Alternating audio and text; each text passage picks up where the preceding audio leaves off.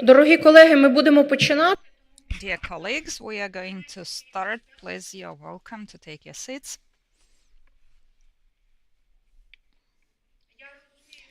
And I understand that. And we need headsets for His Excellency, the Ambassador.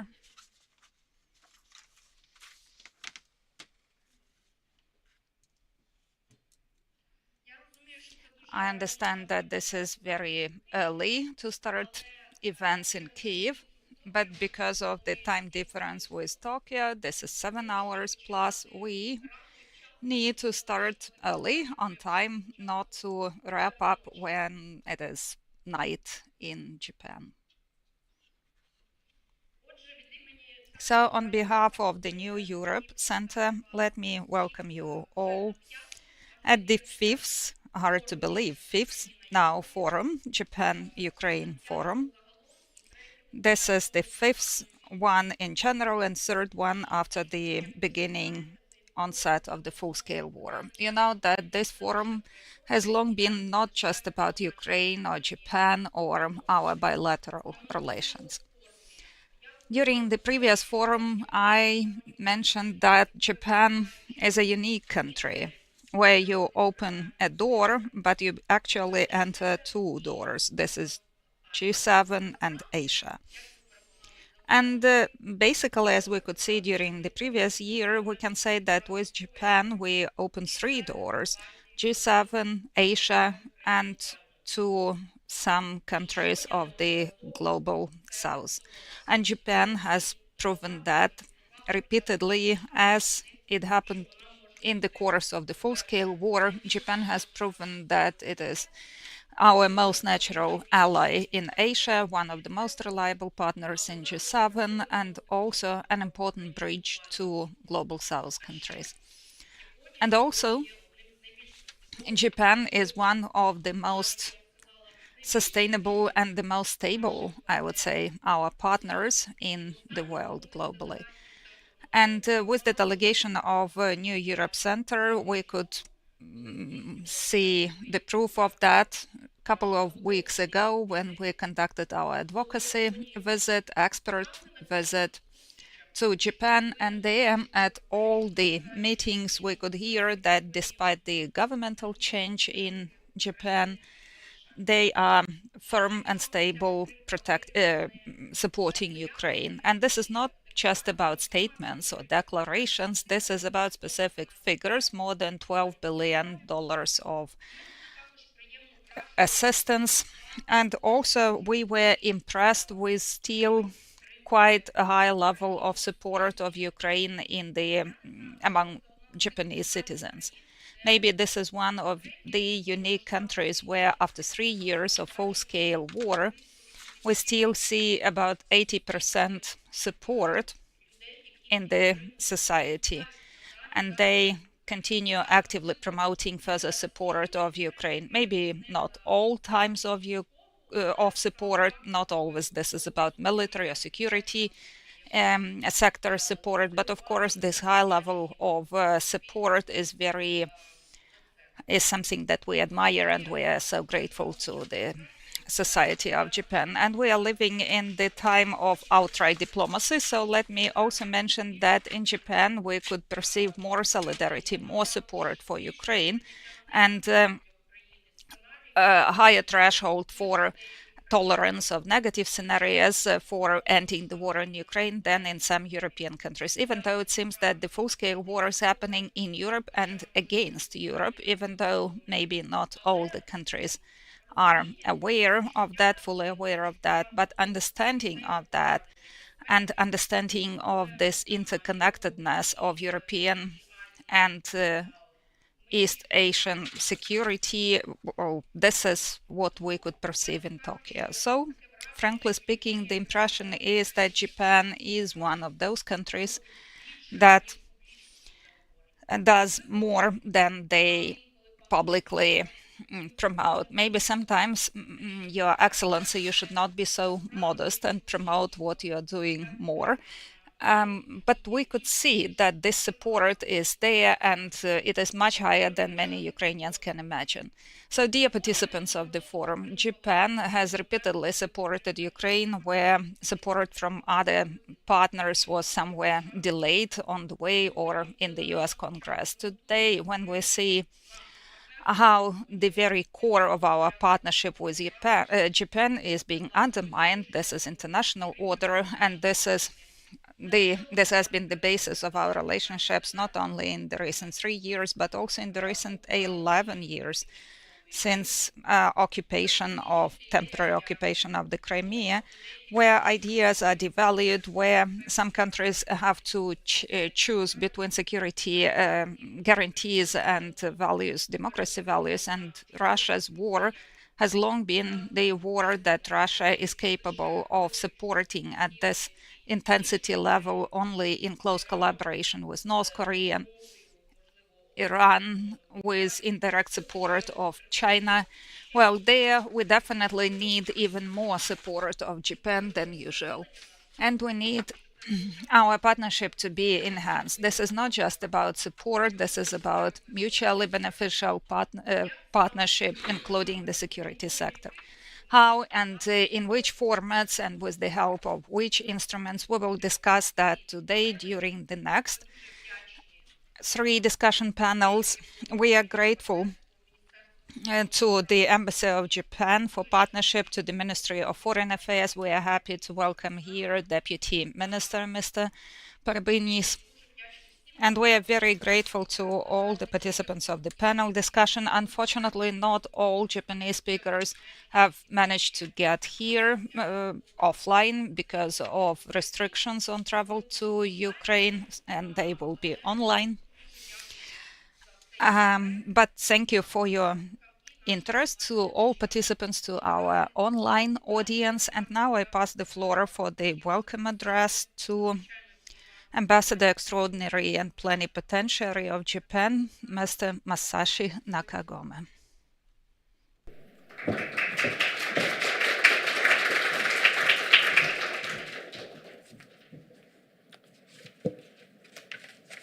Thank you for kind introduction. And so distinguished ladies and gentlemen, it's my great honor to speak to you today at this Ukraine-Japan Forum. Just mentioned that it started 4 years ago, and now it's 5th forum. So I'm really glad that this forum is continuing for 4 years. And at this moment that we are witnessing astonishing diplomatic events and changes, so it's very important that than ever to strengthen and deepen the cooperation between Japan and Ukraine. And this forum provides a crucial platform discussing the pressing challenges facing our two nations and the broader international community. At the outset, let me reaffirm that despite the rapidly evolving global landscape, Japan's position on Ukraine remains steadfast. As a strong and unwavering supporter of Ukraine over the past 3 years, Japan will continue to stand firmly with Ukraine in its time of need. On the third anniversary of the full-scale invasion, Prime Minister Ishiba reiterated Japan's unwavering commitment to Ukraine at the International Summit Support Ukraine. Japan remains resolute in its belief that this war is not merely a conflict. It is an outright act of aggression against a sovereign state. Russia's aggression against Ukraine is an egregious violation of the very foundation of the international order. Japan firmly opposes any unilateral attempts to change the status quo by force, whether in Ukraine, East Asia, or anywhere in the world. The security of Euro-Atlantic and the Indo-Pacific region is deeply interconnected. Russia's deepening cooperation with North Korea in its war against Ukraine underscores the global ramifications of this conflict. North Korea is supporting Russia with ammunition, missiles, artillery, and even troops, with casualties now reportedly reaching into the thousands. It is inconceivable that North Korea would commit these resources without expecting something in return. Japan is gravely concerned about the implications of the growing military collaboration between Moscow and Pyongyang. Japan's own security environment is becoming ever more challenging. Today, this forum will discuss the emergence of what is described as the four horses of apocalypse alliance. Of these, three are geographic neighbors of Japan. East Asia is a region with several states possessing large-scale military capabilities, including nuclear weapons.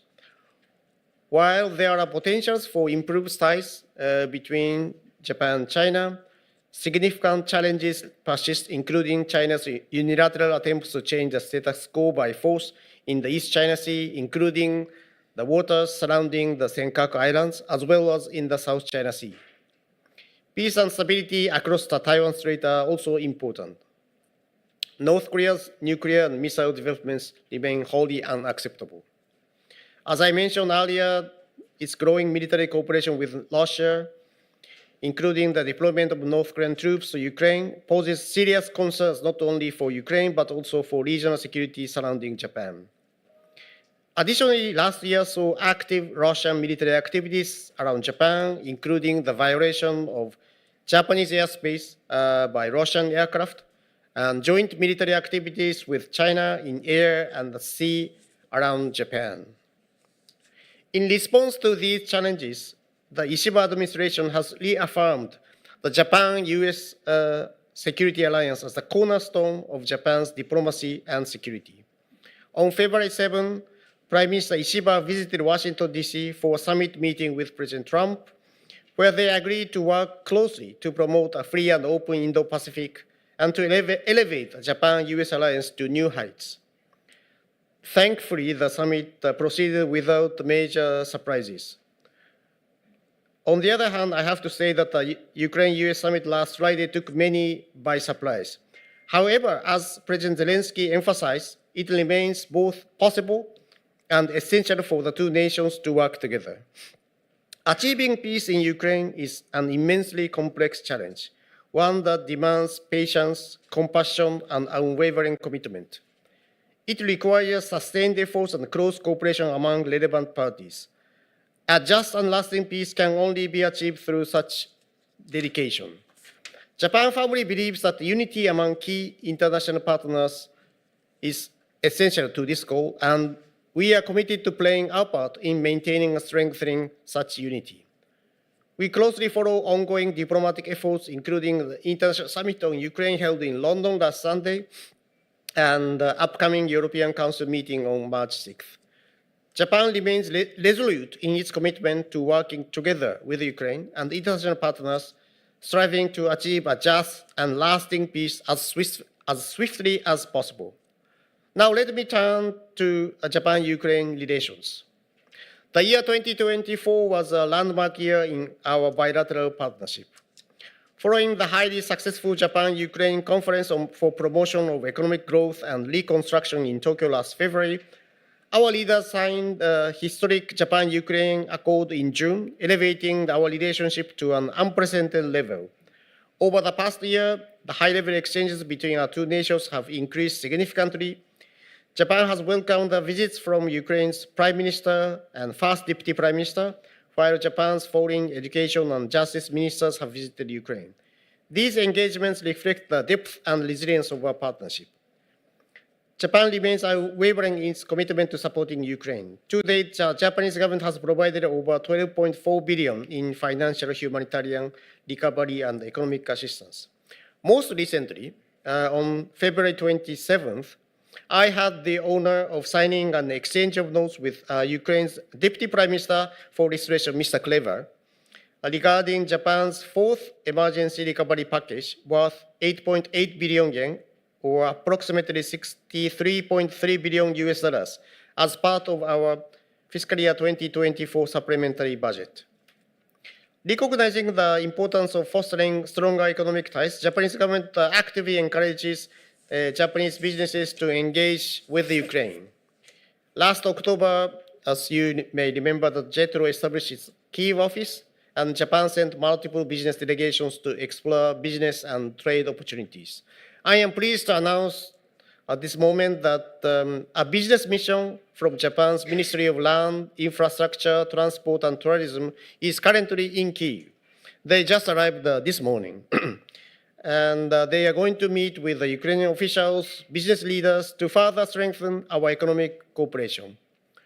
Looking ahead, I am optimistic that 2025 will be another milestone year for Japan-Ukraine relations.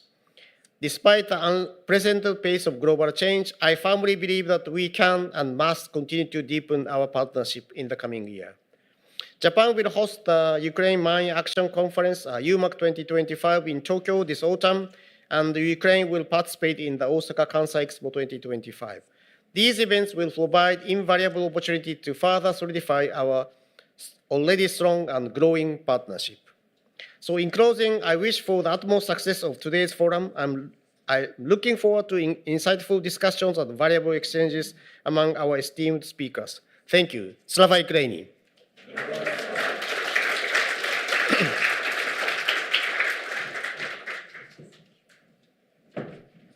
Дуже дякуємо, пане. Thank you so much, Your Excellency. And now it is my great honor to invite for the welcome address Mr. Yevhen Perebynis, Deputy Foreign Minister of Ukraine. And at the New Europe Center, he has a lot of portfolios, as well as us. He has a Euro-Atlantic, Euro-Asian portfolio to manage, so the floor is yours. Thank you and good morning. Thank you, Alona.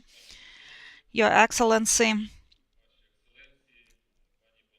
ladies and gentlemen, participants of the forum, above all, I would like to express sincere gratitude to New Europe Center for having organized this event that is already known as one of the largest platforms to discuss relevant aspects of partnership of Ukraine and Japan, and not only, as Alona has emphasized, despite the geographic distance that separates our countries, Japan today is probably one of key partners of Ukraine, not only in the region, but globally. And we have close ties, we rely on the same democratic values and also similar approaches to resolving the global challenges that now the entire world is facing, because global security is all-encompassing.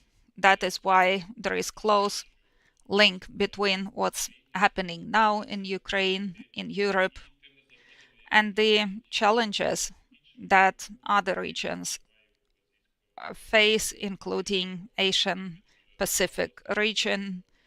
You have mentioned today the factor of North Korea, and that, I believe, is extremely serious. This is a grave factor that is threatening for Japan as well, among others. So we are very grateful for that. Starting on the first day of the Russian aggression, Japan has been resolutely supporting sovereignty and territorial integrity of Ukraine. And today, Japan is one of key donors providing financial humanitarian aid for our state, and the total amount of this aid is more than $15 billion US dollars. Фінансової допомоги уряд Японії. But I would also underline that the government of Japan helps to rebuild, to support our infrastructure.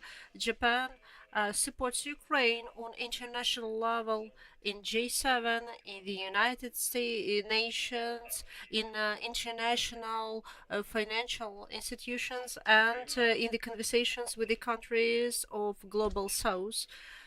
Ukraine speaks of the highest value of the support of Japan when it comes to sanctions put on Russia, 27 sanctions packages. Actually, they are adopted and they're weakening Russia.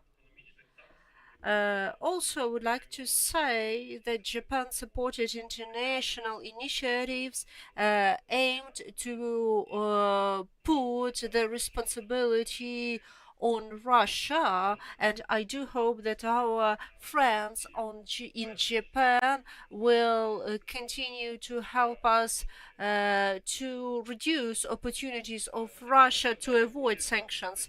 As I've said, Japan is our big friend that provides a lot of help in medication, in providing medical help in humanitarian field, and it's very important to say that the cooperation in humanitarian mining is a very specific thing, and Japan is one of the biggest providers of specialized equipment for demining. We are very grateful to Japan for the readiness to have in Tokyo an international conference on demining. I'm pretty sure that the conference will be very successful. Also, I would like to talk about our economic cooperation. Japan is a very important trade partner of Ukraine. Together with our Japanese friends, we're working on the better circumstances to expand our trade cooperation regime of free trade. For example, we are working on this.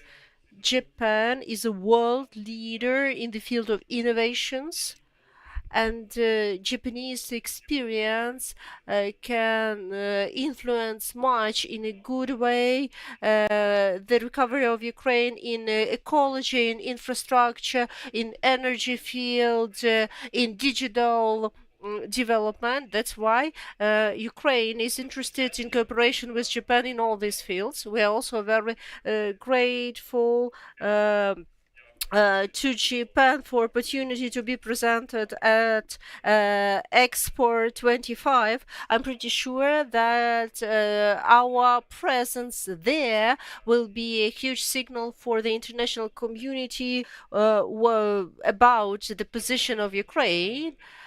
Also, a good and bright example of strong cooperation between Ukraine and Japan. There is a dialogue, a dynamic dialogue of political dialogue. Political dialogue in recent years. Actually, if to compare with the previous decades, now the dynamics is amazing. In 2022, there was an official visit of the president of Ukraine to Japan, and the Prime Minister of Japan also visited Ukraine, and these visits on the highest level gave a huge impulse for the further development of our cooperation. Also, 2024 was very active in terms of our dialogue. There were a lot of fruitful talks between Volodymyr Zelensky and Japanese Prime Minister, ex-Prime Minister and current Prime Minister of Japan. Also Denis Shmyhal and Yulia Sviridenko from our side visited Japan. Also on the level of the ministries of foreign affairs, ministries of economy, defense, culture, justice, and other ministries, we have this dialogue, and it is very fruitful. Also, cooperation on the platforms provided by international organizations. We also have active contacts on inter-parliament level. We had a meeting of Mr. Stefanchuk and his Japanese partner, and Japan shows real partnership and real support in the most difficult times of Ukraine. the contribution of Japan to our fight for freedom is huge, and it is also a huge contribution in our future cooperation in after-war period. Unfortunately, Russia, the aggressor, is very well aware of the fact that Japan acts effectively to support Ukraine, and recently sanctions were announced against a lot of Japanese diplomats, and some of them are here in this room. Some of these people are with us online, and I would like to say, dear friends, dear partners, thank you very much for your position, for staying strong to support Ukraine. We will never forget this. Dear friends, Ukraine really wants to end the war. It's our biggest desire, but we want fair peace, not surrender to the aggressor. It means that according to we want fair peace and stable peace, and for this we need strong security guarantees and support of our partners, and I am sure that Japan is and will be a strong partner and will stand with Ukraine.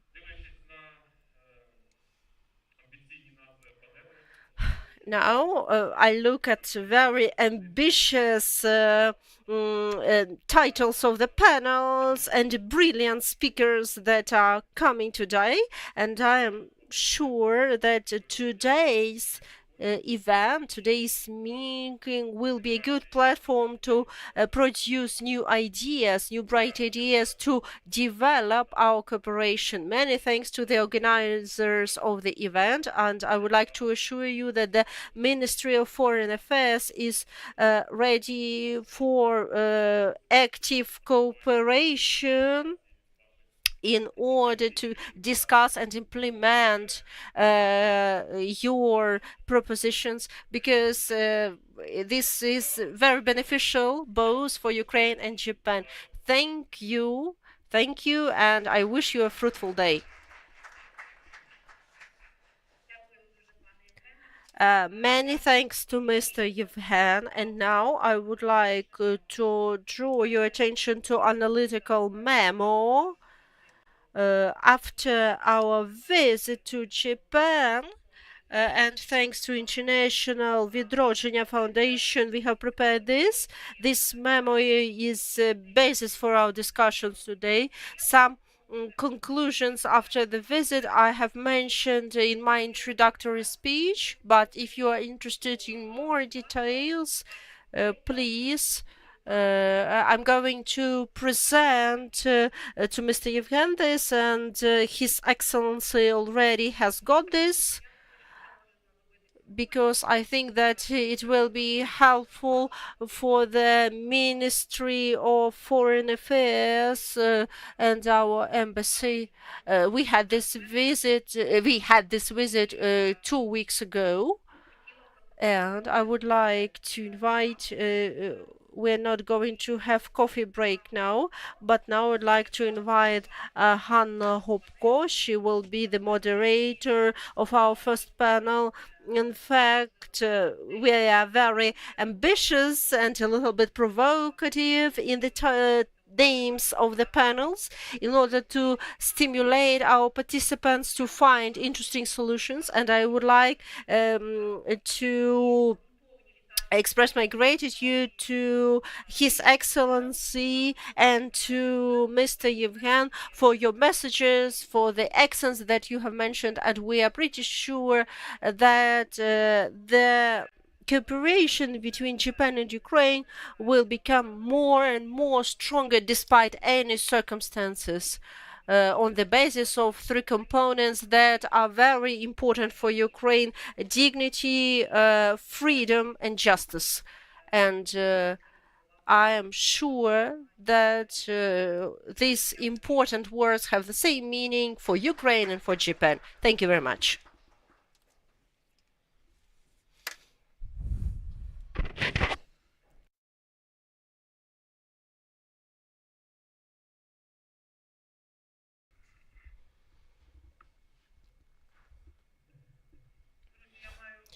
Dear friends, I have a great honor today to join the fifth forum. And in fact, I'm very grateful to the New Europe Center and Japan for the support. This is extremely important for us, and I would like to invite to join the panel discussion our participants. This is Mikhailo Honchar, President Strategy 21, the Director of New Research Network, Mr. Mikhailo Samus. Also, Tamayuki Yoshida will join us online. Michito Tsuruoka, Associate Professor, Keio University. And Yuri Poita, head of the Asia Pacific section at the Center for Army Conversion and Disarmament Studies. And today we are going to have a discussion how we can confront emerging forces of Apocalypse Alliance. I would like to invite our distinguished guests, and we're going to have the discussion.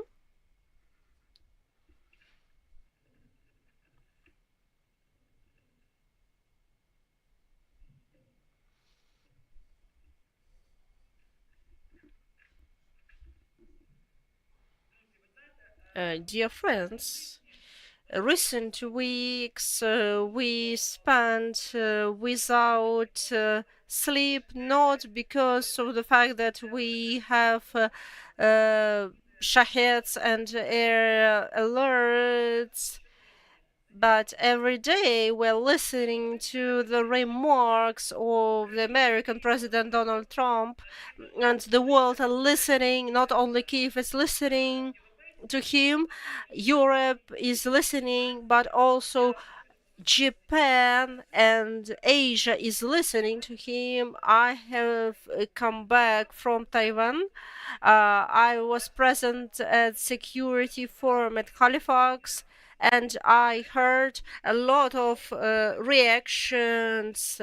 Somebody is scared, somebody doesn't understand what can be done. And when we were thinking of today's panel discussion, at that point we couldn't understand how it will look like the real policy of the new president of the USA, and how the United States of America, the defenders of the freedom and sovereignty, and then we heard the phrase that for me was very concerning. It was a signal for changes. The journalist asked, and Trump said, we do not support any side, or we are mediators.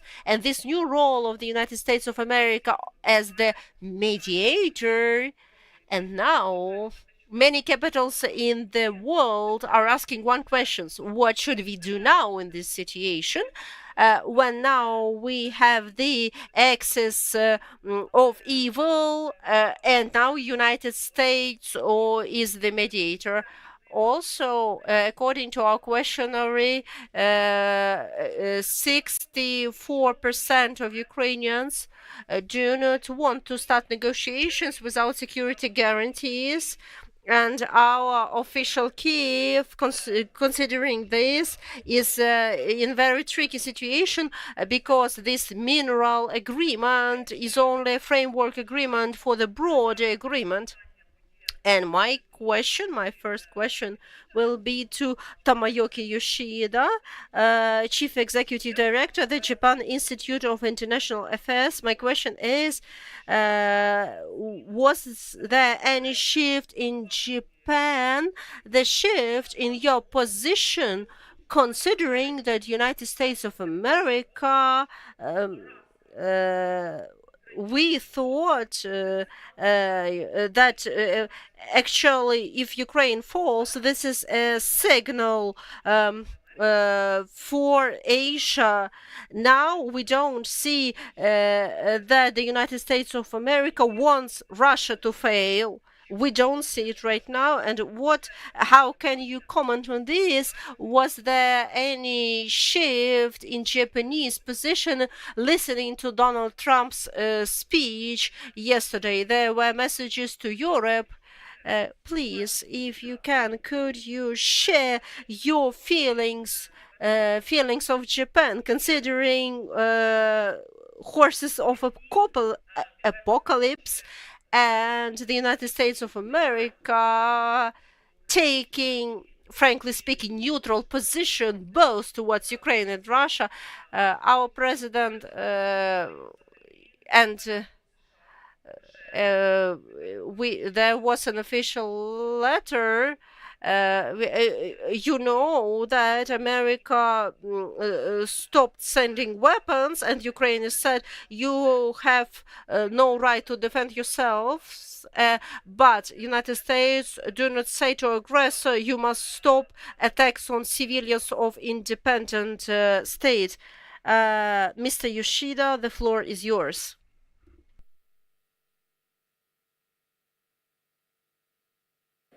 Звук?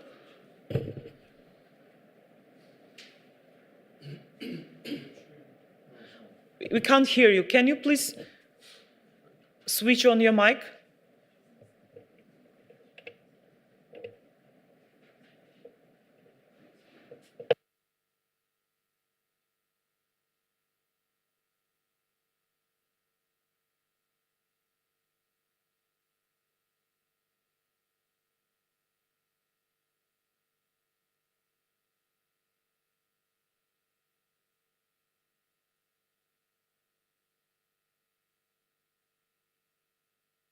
Fortunately, we still can't hear you. Це проблема з японської сторони, чи це з нашої технічної? Oh, yes, yes, thanks. Okay, so terribly sorry about this, but well, the first, at the outset, let me pay tribute to the soldiers and people of Ukraine for their courage and resilience in fighting against unlawful aggression. Right. The question about the current situation of the peace talking between U.S. and Russia. Well, there is uncertainty and apparent haste for the side of the U.S. President Trump. It is important to continue engaging with the United States and to work on them to improve conditions of the consequence. From the perspective of the lasting just and lasting peace and security assurance, the European efforts taken by UK and France and other European countries are very much encouraging. I believe that they are talking with the United States to enhance and improve the conditions of peace talk. I would like to expect for that is breeding the fruits. And the other focal point is sovereignty status of the occupied territory and attribution and reparation. All these are very difficult topics. But sooner rather than later, the relationship between Ukraine and the US must be restored. And the efforts of the solidarity should be demonstrated to Russia. In this respect, the unity of the G7 countries are also very much important. Japan is a part of the member of the G7, should continue to support Ukraine for the unity of the G7 and to bring about the successful peace settlement. I stop here.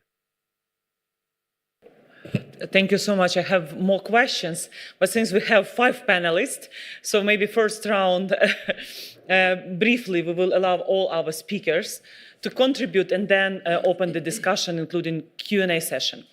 Пане Михайло, Центр Mihailo, the Global Politics Center has emphasized several times that the Chinese-Russia alliance have been formed, and you referred to it in your Black Sea Security Bulletin as XIPU alliance. So don't you see that now Trump, the US, that they may have this false idea that they may tear Russia off China?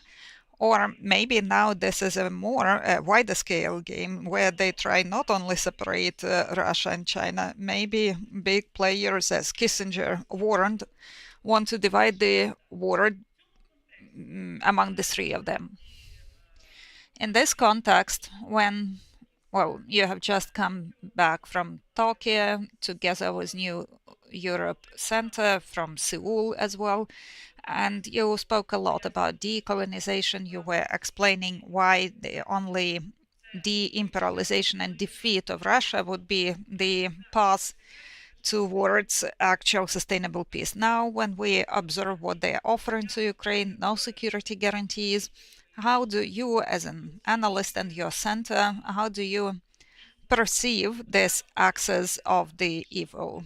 Now, the standpoint of the US, we don't know if this is now their policy. However, coming back from Taiwan in Warsaw, all Polish press, and you can see the cover pages, the headlines, so they say reset of Russia and the US at the expense of Ukraine and Europe. This is what the headline that we see in their main newspaper weekly. So do you see any signs of this reset? So yesterday, after yesterday, it seems that the situation has normalized somewhat, but what do you think about that? Well, you have good memory, because repeating the same mistakes, it's not only what's specific of Ukrainians, as we can say. Dear Excellencies, ladies and gentlemen, let me thank you for the invitation to the forum, and I believe in 4 of your forums I have participated, thanks to New Europe Center for the visit to the opportunity to go to Japan and the South Korea to feel the spirit and the policy and the intentions of the countries. The questions on that you have asked, they're very much spot on. So if we look at what Biden's administration was doing, they were doing the same thing, but in a softer and maybe more blatant way. But Sullivan's policy was to a great extent about that, trying to separate Russia from China. And I prefer mentioning this parallel. In 1990s, the American writer Tom Clancy, the one who sent the glory of the weapons of America, special services policy. So he wrote several books that became bestsellers, have been translated to many languages, and their friends of the US become their enemies, Japan in particular. This is Duty of Honor book published in 1990s. While their enemies of the USA become friends, where Russia is the best friend of the US, and together they attack China. So I believe that now we go back to Clancy's fantasies, late fantasies. He was quite a genius, that's true, but the world of Trump, this is very similar to what he described in the books. And of course, now this is not so much about that Trump is making Japan his enemy. Hopefully, it will not happen. But I mean that the US, that they are turning their allies, friends, and partners into at least hostile countries after everything that they have said and what we will hear further on, that's an obvious fact. Yesterday's speech by President Trump in the Congress, where once again he mentioned Greenland, that it's going to be our land. It's like Russia says the Crimea is ours. This is more or less what Russia stated in 2014. However, he has not mentioned why Wrangel Island should not belong to America. This is the eastern part of the Arctic Sea, and there the Soviet Russia, illegally occupied this island in 1920s. And in 2022, in the American press, we could see this question being discussed. What about Wrangel Island? For some reason, Trump doesn't mention that, right? So this is an indicator of that we should not have any illusions about the evolution. I don't want to say that under auspices of Trump, the US has become part of the axis of the evil. I hope it will not happen, but we should separate the Trump policy and the US policy. But they are obviously moving in that direction. And of course, diplomatic efforts that are being made now by our partners, in particular France and the UK, they should happen and hopefully they will result in some positive consequences. But us as analysts, we need to keep in mind that this scenario that is hardly probable, possible, we should be ready for that. We say probability may be low, but not zero. So we need to be ready for the negative scenarios here in Eastern Europe and in East Asia. Because as reasonably mentioned by His Excellency, Ambassador Nakahoma, all of these regions are linked, and in the global world, what happens in another continent, mainland, impacts other continents. So the dynamic of change reminds me of the events of March 11th, 2011, tectonic shift in the Japanese islands and the earthquake, Fukushima events. So we see that every day the situation is changing. So we can say that maybe today's analysis will tomorrow become obsolete. But let's hope for the best scenarios, but also be ready for worst ones. Thank you, Mihailo. That's true. Ukrainians for centuries have been proving that with any kind of scenarios, they can act, but look at the price, loss of sovereignty, the threat. So it's important for us to keep that in mind. Now I pass the floor to Michita Tsuruoka, Associate Professor of Keio University.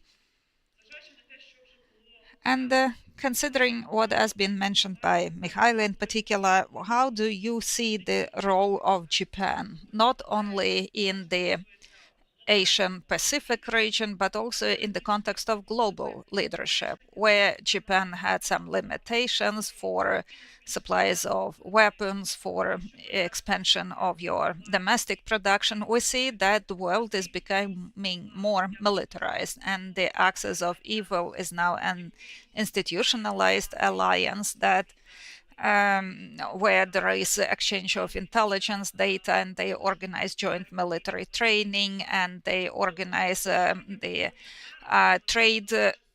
So based on the new geopolitical context, does Japan try to re-evaluate, revise those aspects where you should maybe take more leadership positions? Thank you very much, and thank you very much for the invitation as well. this is really a great occasion to discuss these topics. And I very much commend New Europe Center's initiative. And I was very fortunate to see Aliona and her colleagues in Tokyo 2 weeks ago. So I very much look forward to this conversation.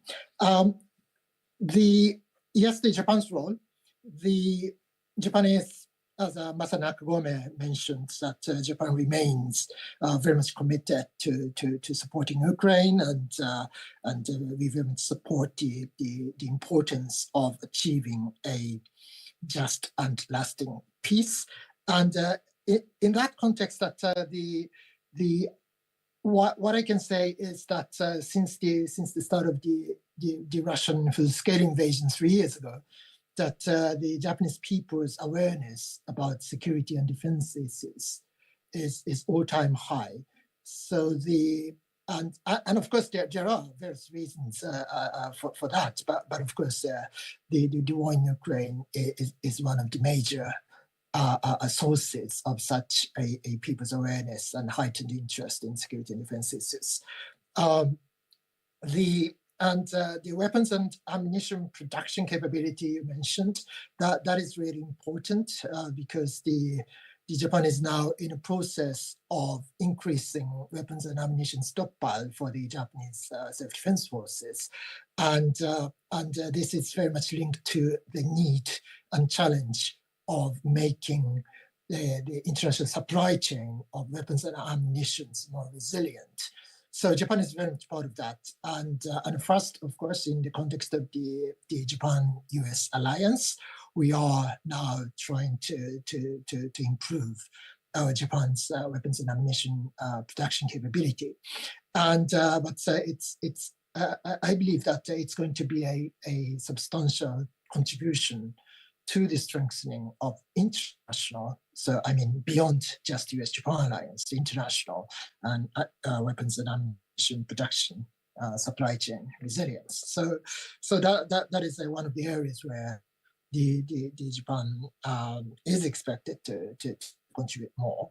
And now looking at a political context of the international discussion on ceasefire efforts in Ukraine, I would like to call your attention to what Prime Minister Ishiba said on the occasion of the G7 online summit on the 24th of February, in which he said that we need to ensure that we need to avoid a situation where a wrong lesson could be drawn. So this is a very important message from Japan, because of course that the opposition against change of status quo by force or coercion is very much at the heart of Japan's national interest, and also the maintaining rules-based international order is critical to Japan's national interest. So, but the reason why, from my perspective, that the reason why Prime Minister Ishiba had to emphasize that in the G7 context was that there is now a sort of concern that the situation where a wrong lesson could be drawn, it's sort of rising. So this is something that we need to be very concerned about. And just let me say a few words on Russia-China issue that we already heard about the idea of reverse Kissinger. So it is about getting closer to Russia for the purpose of isolating China. Yes, on paper, that's really a attractive, a sort of strategy for at least for some Americans. But in practice, I should emphasize that it's really, really difficult. So the biggest reason is that China is too important to Russia, and vice versa. Russia is too important to China to be abandoned. So neither Russia nor China has incentive to to improve relations with the US at the expense of their respective relations with China for Russia and with Russia for China. So the depth of the relationship between Russia and China is incomparable to the 50 or more than 50 years ago in 1970s. 1970s, even before Kissinger's efforts, that the relationship between Russia, Soviet Union at that time, and China was already not very good. So that is why that I very much believe that a position of the US or whatever country, so being tough on China but soft on Russia, cannot stand. So it's just an illusion to be able to peel Russia away from China. So that is why that I'm somewhat concerned about the challenge of maintaining G7 unity on Russia, and not only on Russia but also on China as well. So this is going to be one of the most important Japan's challenges in the months and years to come. So tough on China and soft on Russia is not a viable strategy. So Russia and China are too important for respective countries, and that is very much a basis of my skepticism about what is called reverse Kissinger approach. Thank you very much. Дякую дуже. Насправді, споглядаючи. Thank you so much. When seeing how, well, now it has normalized a little bit, but previously in the White House there was this horrible deterioration of Ukraine-America relationships as well as with Europe. So it is important that the US doesn't leave Europe alone facing the axis of evil. Obviously, the greatest beneficiary of this situation is China, waiting for the dead bodies of the enemy, float along the river. So in this context, I would like to proceed with Yuri Poita. So Yuri, you are now in Taiwan. You are researching the security situation there. You've been doing that for 3 years. In this context, in the context of Trump's address, who speaks of Taiwan TSMC, that they are going to transfer part of their production capacities to the US. He speaks of that as his victory, that semiconductors, AI chips will be produced, new plants will be built. So in this context, is that a significant success for Taiwan? Because this is 10% of global economy. Recently, we heard the speech of the president of Taiwan at Halifax Security Forum in Taipei, and he said that 10% of global GDP depend on semiconductors from Taiwan. Is that a way or a signal to show that now we deal with the policy of strategic ambiguity about Taiwan, and after shifting the production after a while, the value of Taiwan, this leverage, will also disappear? Don't you think that that's a deal of Trump with TSMC business, with the company, but maybe Taiwan's government sees it differently because everyone welcomed that. But is it so positive for Taiwan and security of Taiwan? Because Joseph Wu, when speaking, he said that China...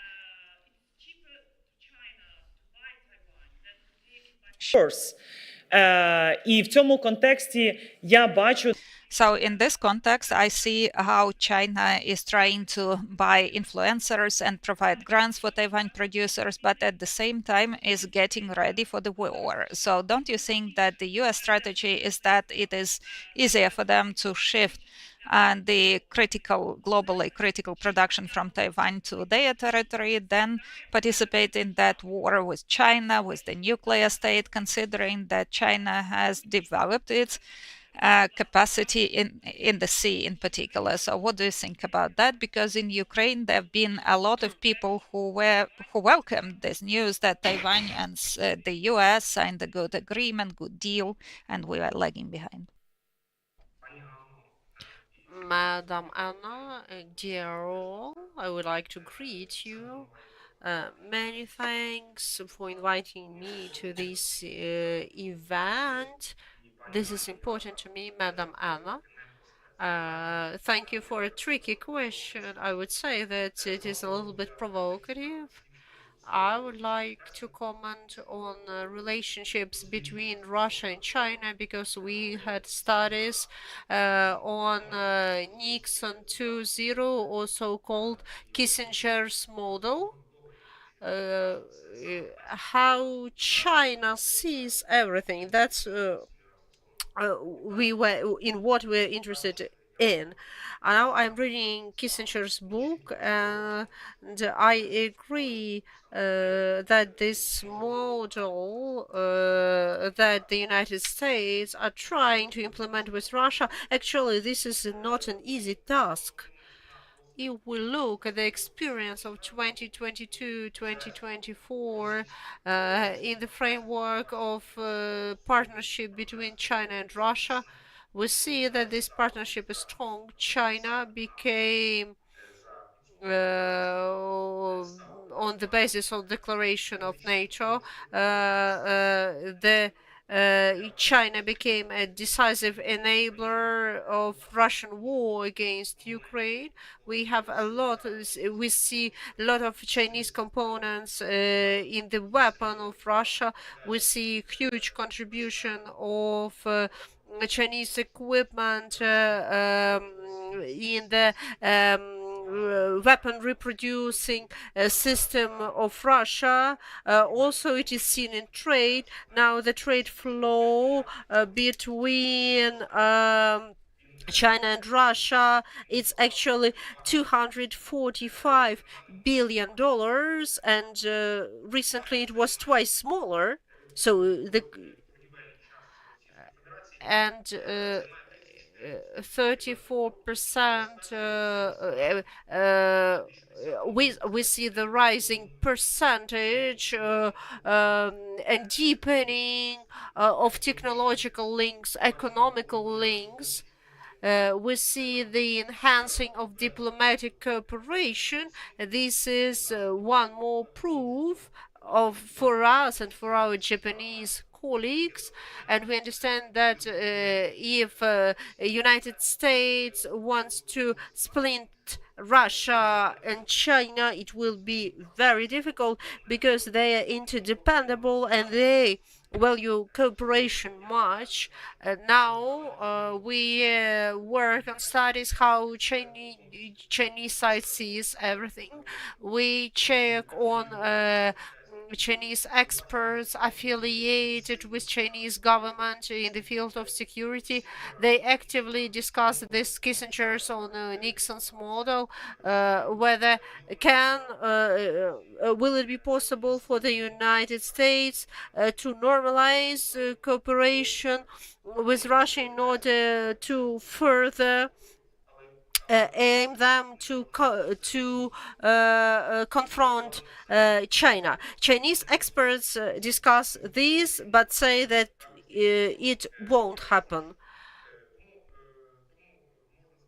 So we can conclude that this partnership is quite serious and it's less probable that such aim to weaken Russian-Chinese partnership, it is not possible. Now we have the worsening situation, that the situation around Taiwan looks like this. China has a lot of operations around Taiwan on intense level. This is we see the qualitative and quantitative indicators a week ago, they destroyed a underwater cable near the island Panhu, which is under the Chinese jurisdiction. Also, there were so-called military trainings in a lot of fields, and even near Australia, even two intelligence ships were sent to Indian Ocean. It shows that the army of China is more intensively providing their operations, and we see that the situation is worsening.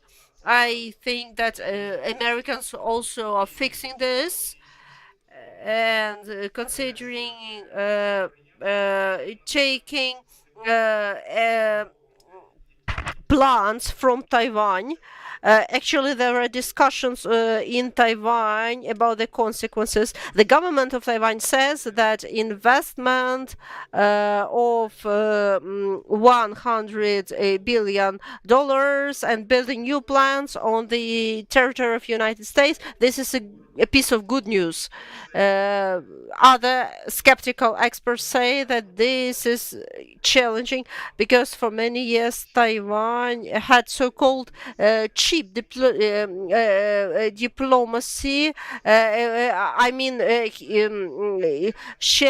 Taiwan shared with partners, but kept the most modern technologies inside. And now we can see that this most secret technologies also will be sent out of Taiwan. So now you see that the diplomacy is working. The situation is changing rapidly, and these negotiations between Ukraine and the United States will actively influence Indo-Pacific region.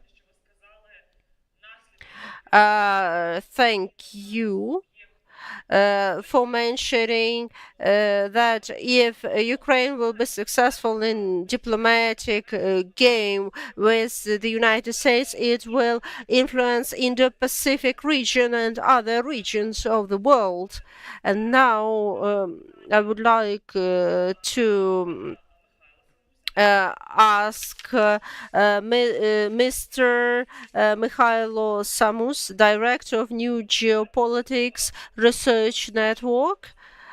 Please, let's remember that we have democracy here, and actually we do not have restrictions here, what can be asked, what cannot be asked. Unfortunately, now we can see that these restrictions are present in some democracies, and this is not a joke. The democracies that taught Ukraine how to be democratic, and now they have tendencies that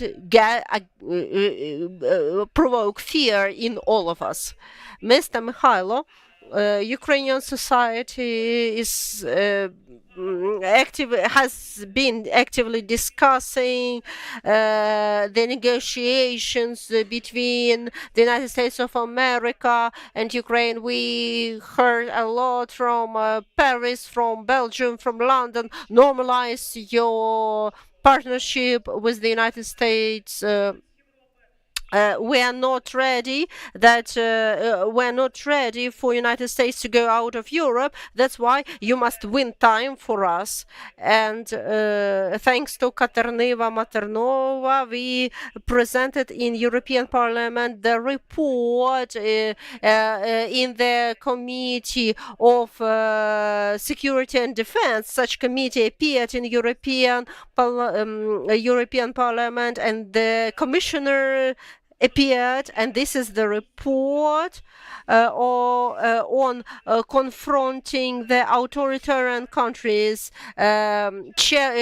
lessons learned from Ukraine, challenges for European security, and a lot of components used by authoritarian countries are presented in the report. Our message was be ready to confront not only Russia, but also in the mandate in Mr. Kabirios, there is a preparation until 2030, the preparation to confront Russia. We wanted to explain that you must be, dear friends, we must be ready to confront all the axes of evil, because you know that we have Asian soldiers in Europe, we have North Korean soldiers in Ukraine. This means Asian soldiers in Europe. Now Europe sees Ukraine as a shield. Of course, we would like to get more swords from our partners, but now, on the other hand, we became a defense contributor for the Eastern and Central Europe. But on the other hand, Europe depends upon the defense and protection of the United States of America. And while looking at what Trump proposes to Ukraine, sign mineral deal but do not talk security agreements, because I am pretty sure, I know that Putin won't attack. And today in the morning we got a very good analysis about Afghanistan. The recent situation, by the way, in 2017, President Trump signs a deal with Ghani, the president of Afghanistan. It was also a mineral deal with huge numbers. This agreement speaks of giving back money that USA spent for war and help to economical recovery of Afghanistan. USA and Taliban, without Ghani government, had negotiations, and we know the end of this story. We remember the pictures when USA was losing the reputation, when their allies tried to be evacuated. The crowds wanted to leave Afghanistan, not to be tortured and killed. And we had the announcement that Ukrainian president and the Prime Minister of Britain will go together to the White House. Should we talk that we need a package agreement?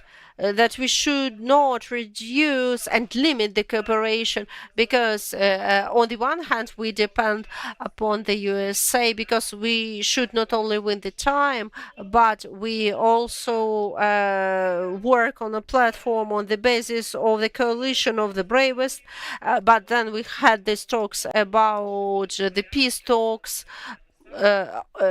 Don't you think that we will duplicate the story of Afghanistan? I really do not want to talk about the parallels, but my question is, how should Ukraine, in cooperation with Europe, the Europe that doesn't have enough capacities to support Ukraine without USA, and we are interdependable, but how should Ukraine build a good diplomatic game, not to duplicate Minsk 1 story, Minsk 2 agreement story?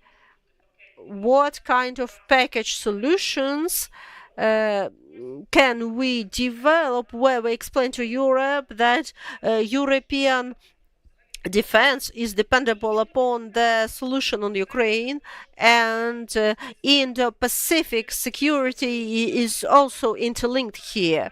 If we look at China, we understand that China is observing and making remarks that China is ready to work in big projects and rebuild Ukraine. Sorry if I sound provocative. Madam Hano, looking at what is going on, your question is not provocative at all. Frankly speaking, when you say 4 horses of apocalypse, let's lose the word 4, because we have more horses of apocalypse. There are more than 4 of them. Thank you for this morning gathering. such discussions, when there are a lot of participants, is always better than to think alone. First of all, when we are talking about Europe, first of all, we need to explain to Europe that Ukraine is Europe. Let's not split European defense security guarantees for Ukraine. Let's not divide these things.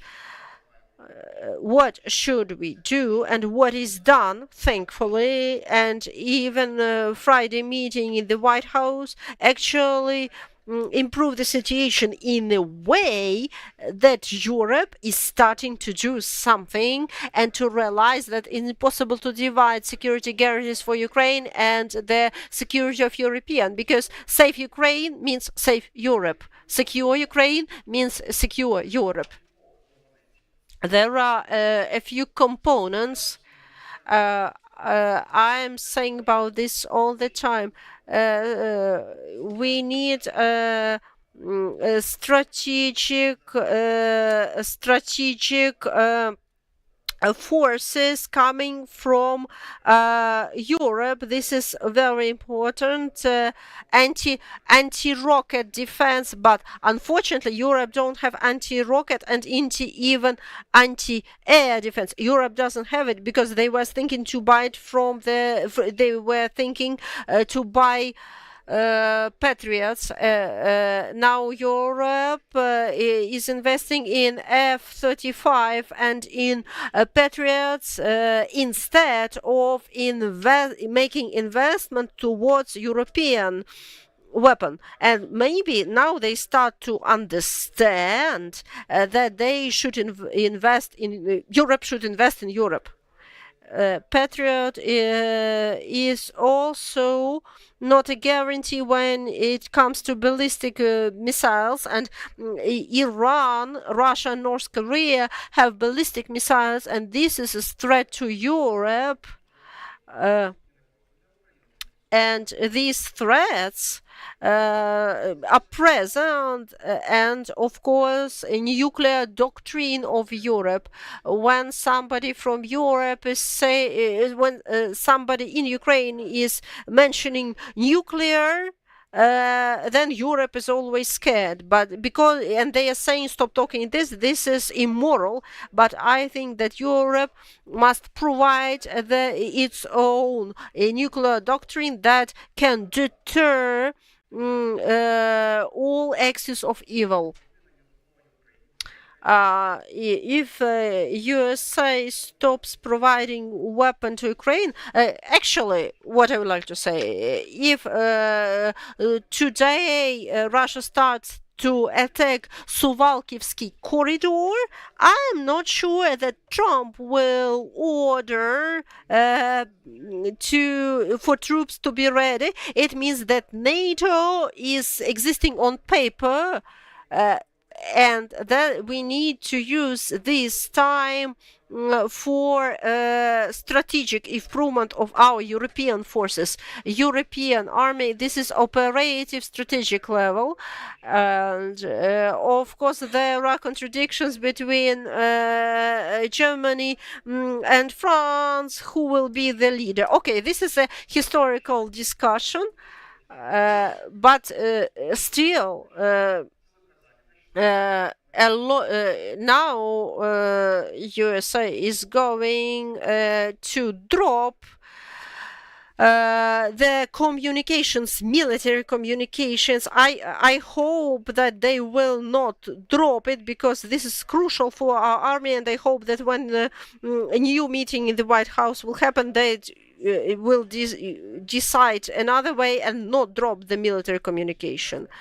But we must understand that the proposals from Britain and France must be strengthened by Ukrainian proposals, and this should be guarantees for European security, not Ukrainian security, but long-term European security.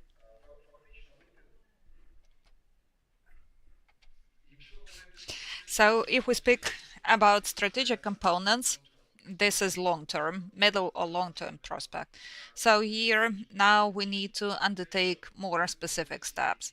There have been suggestions. President Zelensky supported them in his message to Trump, and this is temporary ceasefire in the air, deep strike, and so on and so forth. So I understand that basically he supported the idea of Macron, which he shared in during the exclusive interview for Le Figaro, and it should prove that Europe and Ukraine are ready to start moving forward.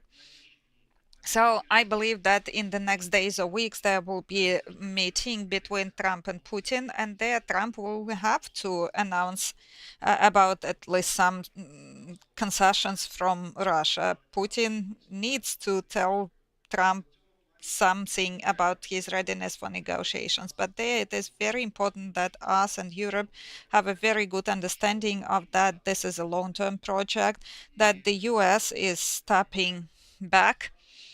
And by the way, that's the question: how can the US plan implementing Nixon 2.0 project?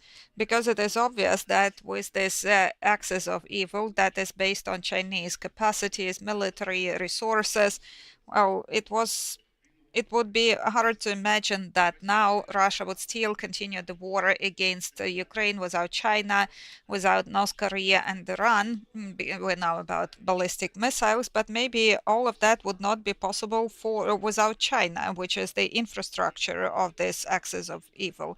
So how would the US hope to tear Russia off, which is now more or less engulfed by China? And because we mentioned partnership figures, but this is not about partnership. China has engulfed entire sectors of Russia. So how would it be possible for the US to tear Russia off? The only idea that I can be thinking about is that they would try to separate, divide Europe and bring Russia back to Europe to create, well, maybe you remember that there was this piece of news about Nord Stream, right? And this is, well, I see some other conspiracy theories about that. American companies start producing gas in Russia. That's going to be American gas. And then Americans will ask Europe to ask for restoring the Nord Stream and maybe transit from Ukraine to start transporting American gas to Europe. In this way, they would try and create the conditions for by and by economically separating them from China. I mean, but for Russia, not the economy is important, right? They have a different imperialist way of thinking. This is the key difference that it's impossible for Americans to understand. Russians can use or offer gas or minerals to Americans, but they will never abandon their imperial expansionism. Well, right, and this is how Russia could come back to Europe as expansionist state. Then it will be possible to speak about Ukraine, about the future of Ukraine. I mean, we're speaking about what? Any kind of ceasefire, peace agreement must include withdrawing Russian troops from the territory of Ukraine, bringing to justice Russian criminals of war and reparations. But Russia can avoid that due to these agreements with the US. And if Europe is engaged, then it will be their imperialistic ambitions, and they will also aspire to also further attack Central Europe and Eastern Europe to move on. And that is possible only, of course, if Europe is subject to tariff pressure from the US, like they introduced 25% rates, but we can levy it, lift this if you're allowed to transport gas to Europe, right? So if we speak about Japan and Ukraine, now the period is very important. Japan could help Ukraine in the situation where the US may abruptly reduce not only military but also economic resource support. Stability of Ukraine will depend on France and close partners, including Japan, which could invest in our production into non-military production, Danish model, but what is close to military. For example, 3D printers, which could print something nice for the Ukrainian military. So it is possible to assume that there Japanese investors could invest. I mean, we may fantasize, we may be creative. So now there are much more horse riders of apocalypse, and our agency matters a lot. And we ask Japan to support us there because we need to consolidate all the countries, all the healthy, adequate forces, understand that it is possible to undermine international order, but it would be hard to restore it. Our task is to stay together, not yielding to the tariff war or any things that will be offered now by including the US into negotiations, by the way. By the way, the US asked Russia to organize negotiations with Iran. This is about going back to the same processes where Russia could, for the US, play an important role, right? I believe that the agreements between Russia and the US, that they are package-based, and Ukraine is just one of the items. And this is the cornerstone, right? That nobody can move it so far. Everybody is trying to do something. Yes, that's us. Yeah, that's what I mean. And they cannot understand how come that this is a cornerstone that cannot be moved. In this context, Mihailo, I was thinking about that the story of the so-called ceasefire. This is the opportunity for Russia to develop several scenarios. You mentioned the Suwalki corridor, and also there are other opportunities, Finland, Denmark. I mean, there can be several scenarios, but if the processes start where it's not just that some American negotiators meet Russian business persons, we could see on those photos Rybolovlev, the Russian oligarch who previously rescued Trump's companies against bankruptcy. We understand the signal sent by Russians, how KGB skillfully organizes these negotiations. And in this context, it's very important that Europe acts together with Ukraine, because sometimes I have the impression that Europeans are still where they want to be both with the US and with Ukraine, but well, I hope that they do that to win some time, not in order to think naively that by yielding, betraying Ukraine, it will be possible to resolve some issues. And we still have here with us the director of the institute, so I don't want to be the monopolist here. You know, we have rule of law, democracy, and freedom of speech, and a lot of expertise here. I still have a lot of questions, though. Some questions to our Japanese speakers, by the way. So the question is this: China has found its way when Russia and the US met, and they announced that when the consensus will be accessed for peacekeeping forces, as China, we are ready to send peacekeepers. We have not heard from Japan if your samurais are going to come, but this is how China, I mean, plays these games. Understanding that China has long been with Russia, Chinese components help kill Ukrainians, that was mentioned in Munich, but they say we are the mediator. We can sit in between because we have never implemented sanctions against Russia. We've heard about that, right? Now, questions from the audience. Ostap Krivdik. Thank you. Ostap Krivdik, leader of Ukrainian Strategic Initiative Kyiv Mohyla Academy. I have the question about the factor of North Korea and North Korean troops that are gaining their experience of modern full-scale warfare while killing Ukrainian soldiers in Kursk. So the question goes to Japanese colleagues. To what extent is Japan aware of that factor? Do you take that into account when you analyze your security and relations with Korea. Maybe we hear your feedback, colleagues, and then we proceed with questions. Tomioka Yoshida, maybe you could start if possible. Thank you for your question. Yeah, obviously, the North Korea's dispatch of its troops to the war in Ukraine was an eye-opening event, and military assistance with bloodshed is a heavy token to Russia. North Korea itself obtained pragmatic benefits through combat experience and weapon testing, just you have mentioned. And particularly in a way that they learned a lot from the modern warfare with the use of the drones and artificial vehicles, as well as the land-based robotic weapons. And all these are very much strategic assets for them.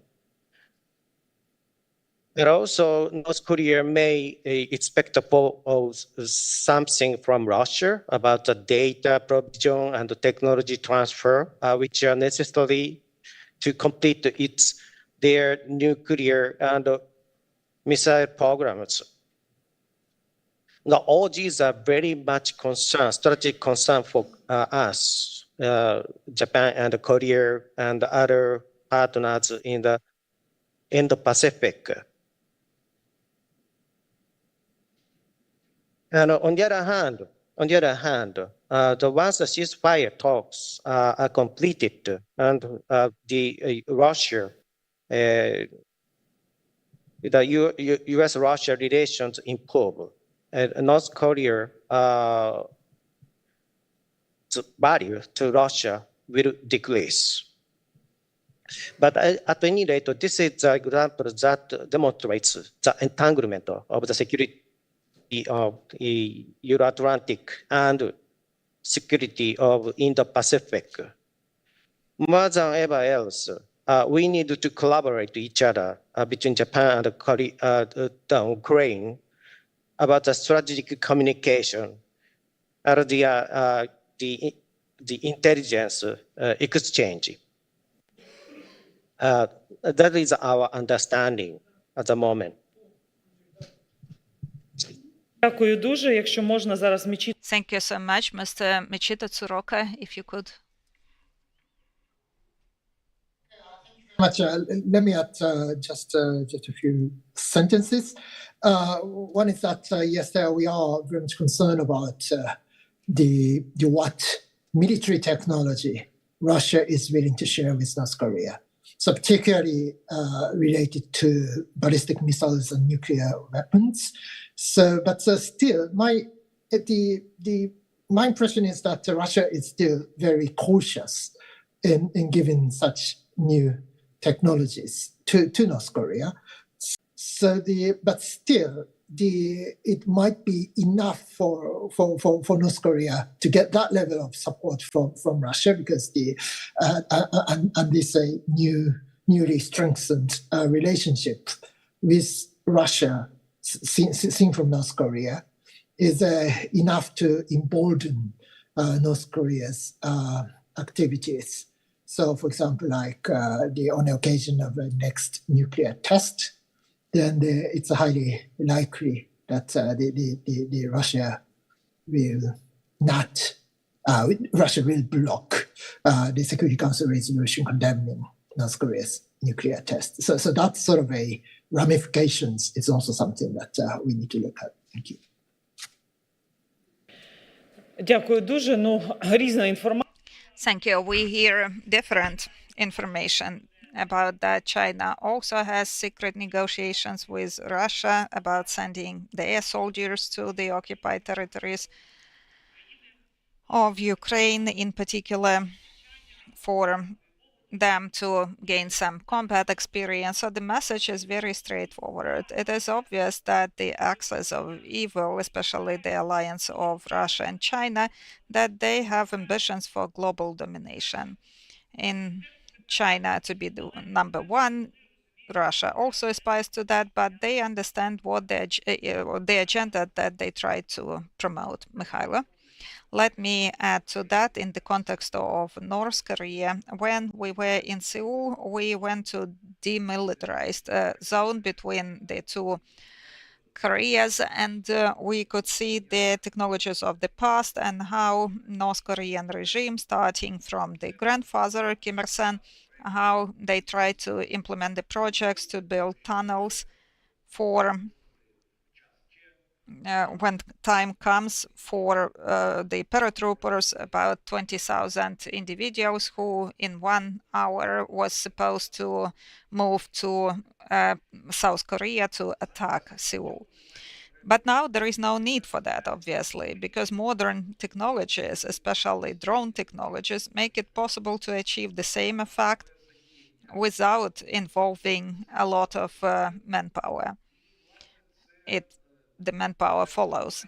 And even considering the perfect air defense systems in South Korea, even there they may have issues.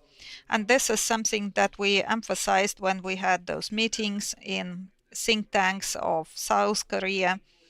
And it seems to me that they do underestimate the degree of this threat. I believe that they still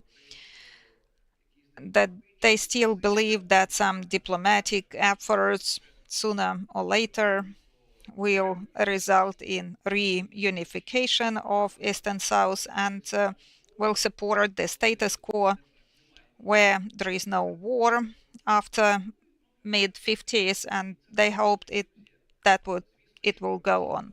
This is a dangerous illusion, and of course there is above all the threat for South Korea.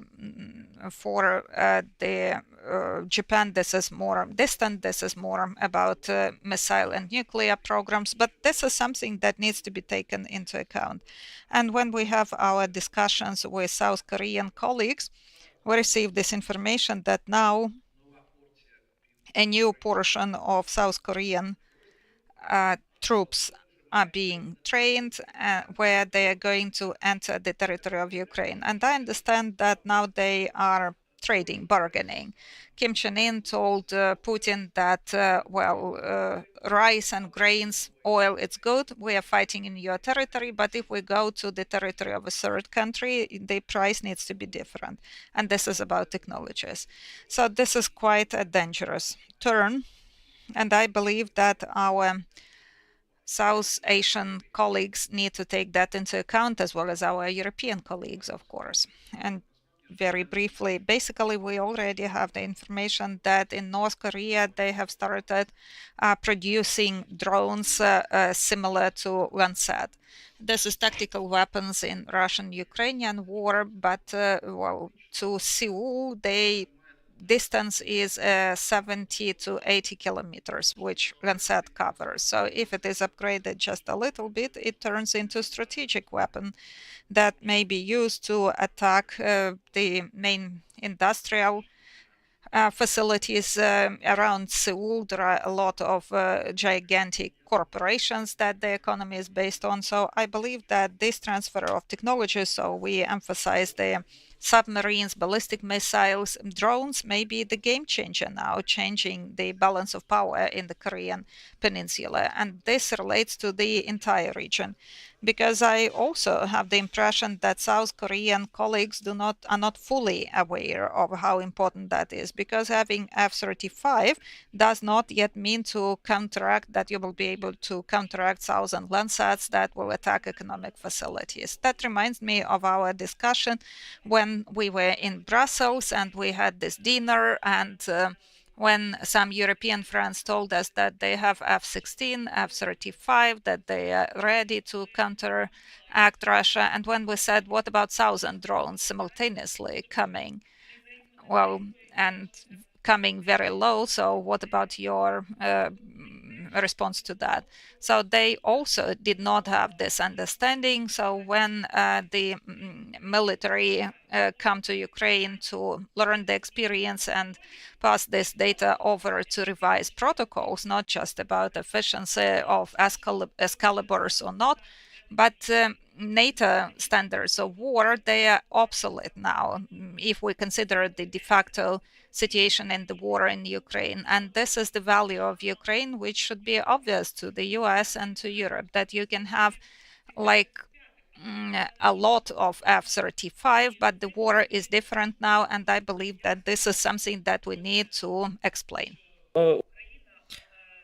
We should explain that this decision on assets confiscation, the Europe should invest more because the capacities of Ukraine are not fully invested, I would say. And also the campaign we are providing, calling Russia, calling Russian aggression genocide on official level. Canada, Poland, Czech Republic supported this. This aggression is about genocide and it cannot be unpunished, and Russia can't get away with everything it has done.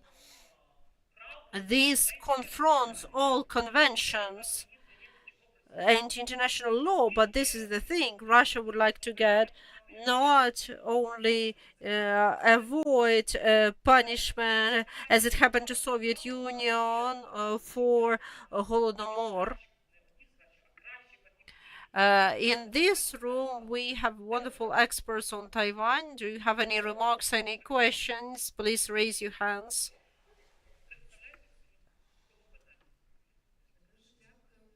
Hello, my name is Katerina Danilevich, Mirashevsky Center, and I would like to ask you the following. We have tendencies in Europe that Europe got through legs for the decade, thanks to the decades without war. The society in Europe is devoted to peace ideas, and the same happened to Japan after the Second World War. Pacifist ideas, but some data supports that Japan continues to contribute to the military force. Big budgets are going to the army in Japan, and my question is Japan preparing for the possible war?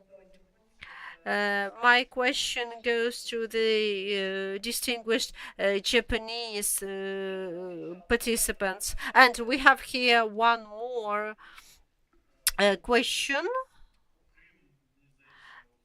Besides 4 horses of apocalypse, we have one Troja horse. Actually 2 Trojan horses. And my question to our distinguished Japanese guests: what do you think, if there is a deal between USA and Russia, and this deal won't be appropriate for Ukraine, how Japanese government will navigate, so to say, because for us it will be a crucial question to get the support in the support of our partners in case of appropriate deal, inappropriate deal for Ukraine. Sorry for this provocative question. We are into provocative questions here. Let's listen to the third question. From the Embassy of Poland in Kiev, I would like to ask our distinguished Japanese speakers. I would like to go back to the security situation in East Asia and to the possibility of the change of government in the South Korea to a government that may be more liberal, as we have experienced during the administration of President Moon Jae-in. Do you think that if Lee Jae-myung or anyone from the Democratic Party of Korea becomes the new president of the Republic of Korea, do you think that the current trends in the relationship between South Korea and Japan, which I think, are quite positive. Do you think that they can be threatened? Do you think that we can see a reversal of the threats and going back to those Moon Jae-in days? Thank you. Отож, маємо 3 питання. Починаємо. Okay, we have 3 questions. Let's start with our Japanese speakers. Let's start traditionally from Mr. Tamayuki Yoshida. Please, Mr. Yoshida, the floor is yours. Okay, thank you very much for the questions, including some provocative. And let me answer first of all, the first question about the threat perception and the strategic situation surrounding Japan. Well, Japan has been, of course, the pacifist approach to the issue of the security for many years, based upon the spirit of the constitution. However, the strategic landscape surrounding Japan is getting worse and worse quite dramatically. And we are surrounded by the nuclear weapon possessing countries, China, Russia, North Korea. We do not perceive North Korea as a nuclear weapon state. However, as a matter of fact, they possess a certain amount of the nuclear weapons. And also there are a lot of the hot spots, the Korean Peninsula, Taiwan Straits, East China Sea, and South China Sea. And China is growingly assertive in advancement in the maritime domain and try to change the status quo by force. So the consequence of the war in Europe will bring about inevitably the impact on the security situation in the Pacific. Therefore, the government of Japan is determined to modify their national security strategy back in 2022 and determined to double down the defense budgeting. And it's the fourth time being the numerical target is 2% of the GDP. Still, we are not very much sure if it is enough or not. And the second, Japan is determined to possess the counter-strike capability, the long-range standoff missile to deter the missiles and the delivery vehicles in the adversaries. And the third, he submitted the law and was approved to initiate active cyber defense against the cognitive warfare and information warfare and gray zone strategies of the adversaries. And in parallel with that, the government is reinforcing their alliance arrangement with the United States even further, as the integration of the command system of the both forces, as well as the cooperation of the defense industry's collaboration. And also, Japan is extending the strategic partners beyond the United States with the countries such as South Korea, Australia, and the Philippines. So this is not something that we are going to prepare for the war, but we have to keep the deterrence against deterrence and the deterrence for denial.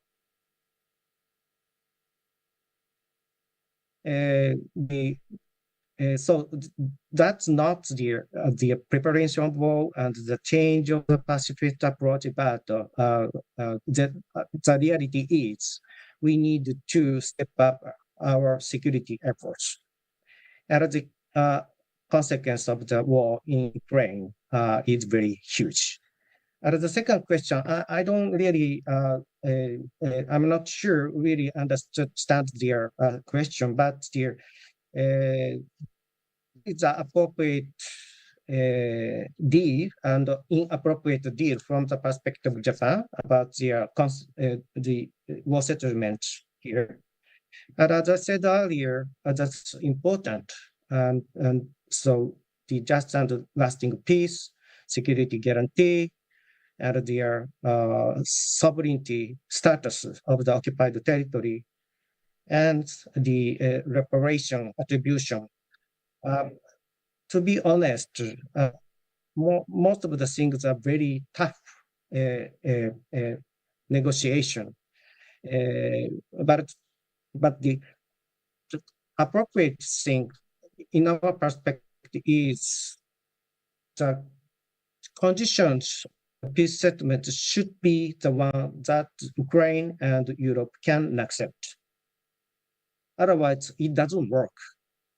And with respect to their sovereignty status, Japan has its northern territory being held by Russia for 80 years since the end of the World War II.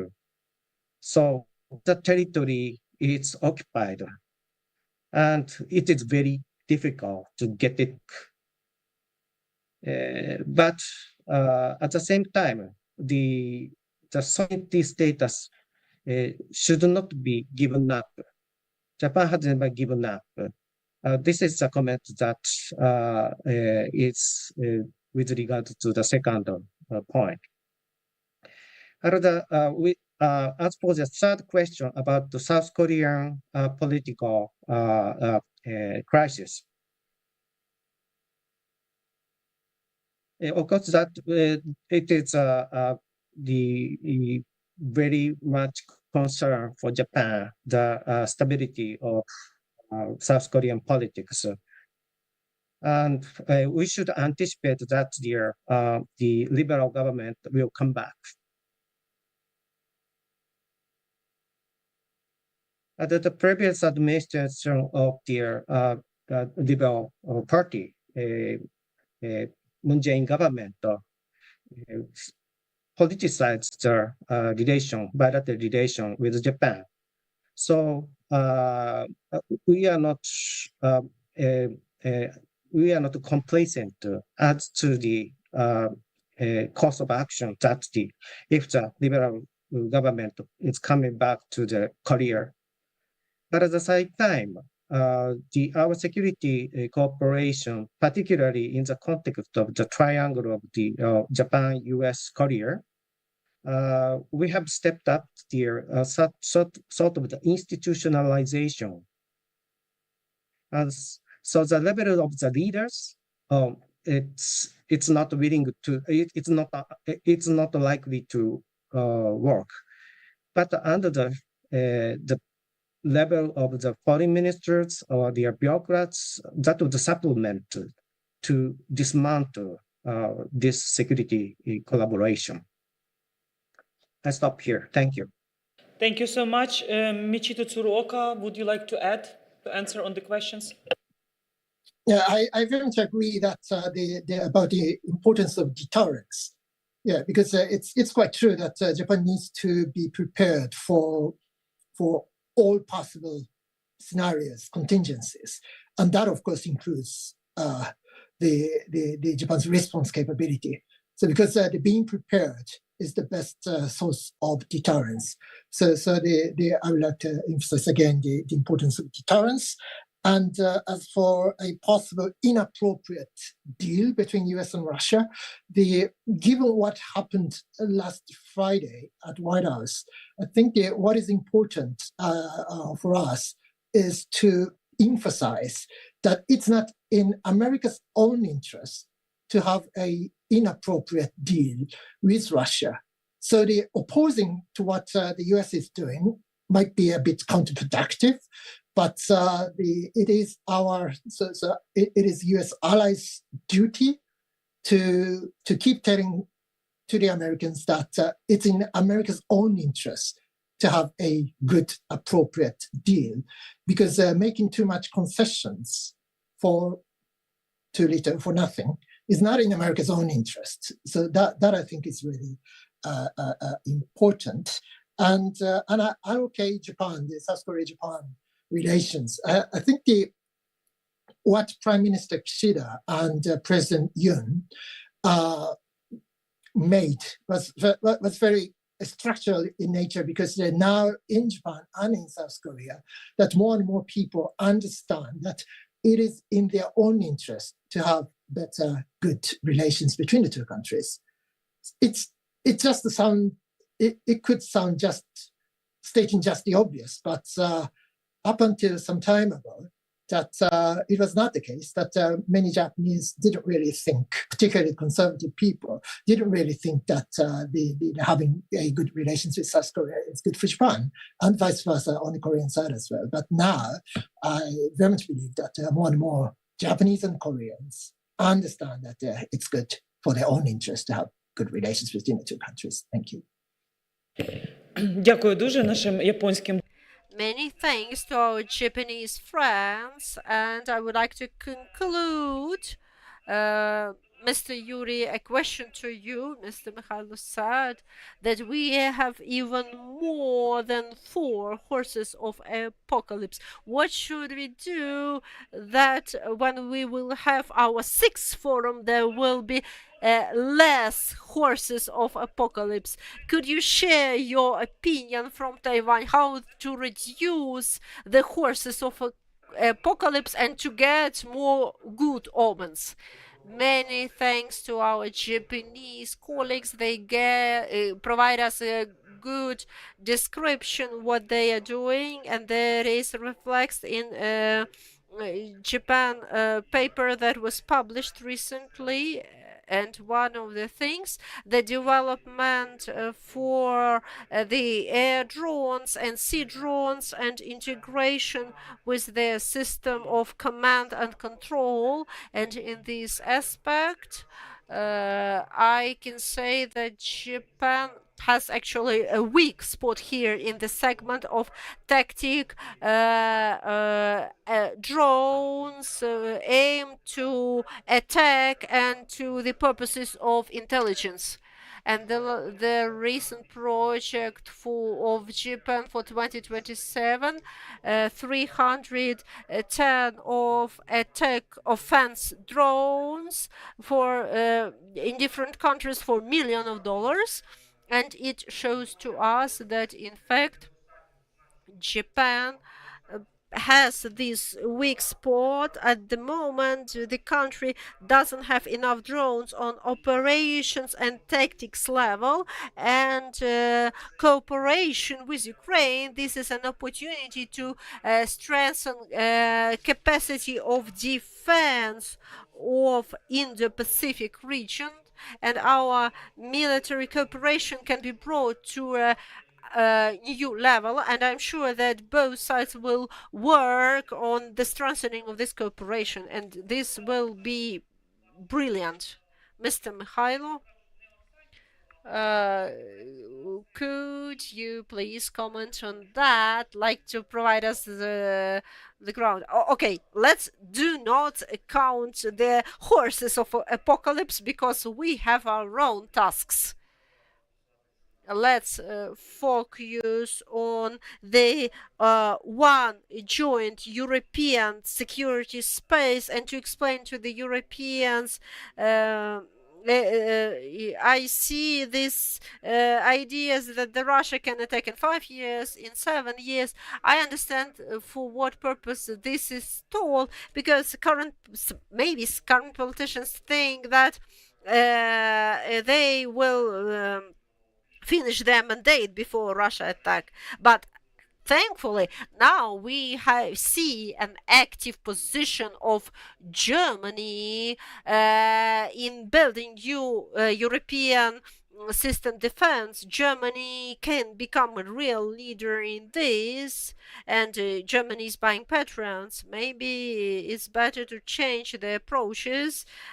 Germany is buying F-35. Maybe it's better to buy Eurofighters, and now the joint European security space and European joint capabilities, because European joint army is now too ambitious, I think, but space is okay, and but actually this is our main task.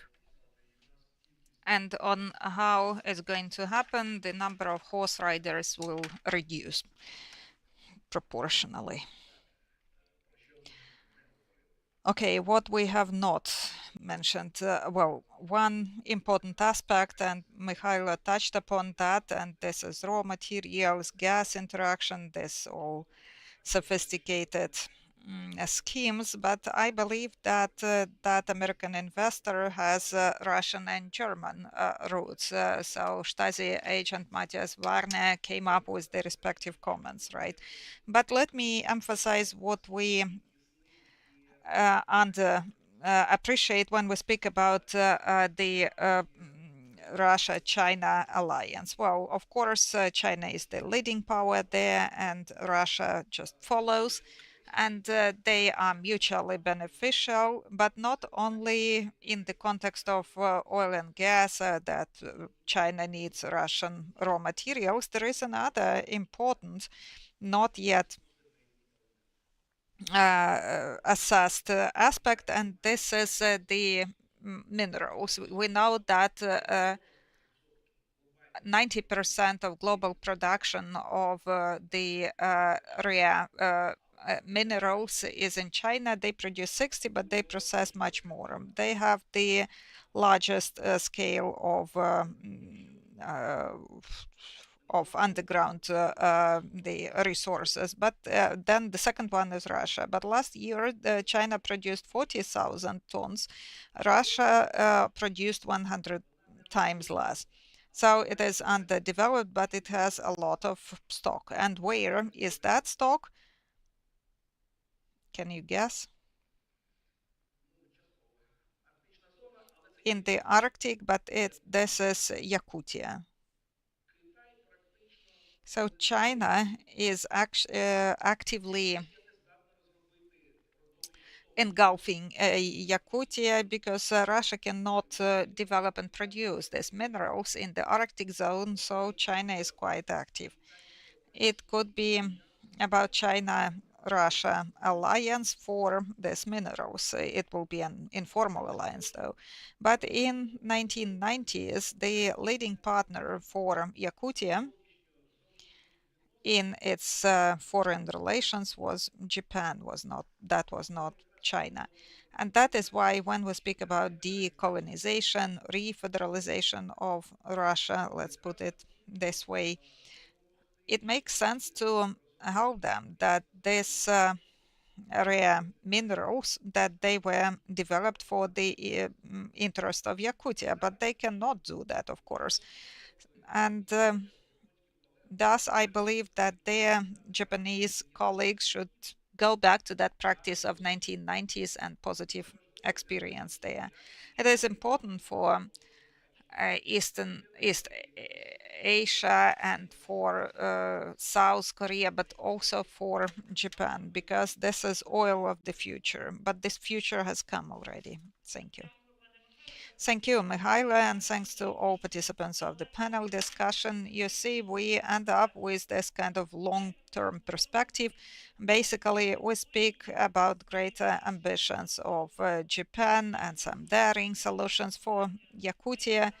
Well, maybe our campaign make Russia Moscovia again. It has its strategic goal that if Ukraine is the cornerstone, so it's important that we focus on de-imperialization. So I believe that it would make more sense than forcing Ukraine to sign some unfavorable deal. So Russia started the war and let them be punished and let it end there. So let's be ambitious, and hopefully So, as our strategic partners, the US used a transactional approach and they try to reduce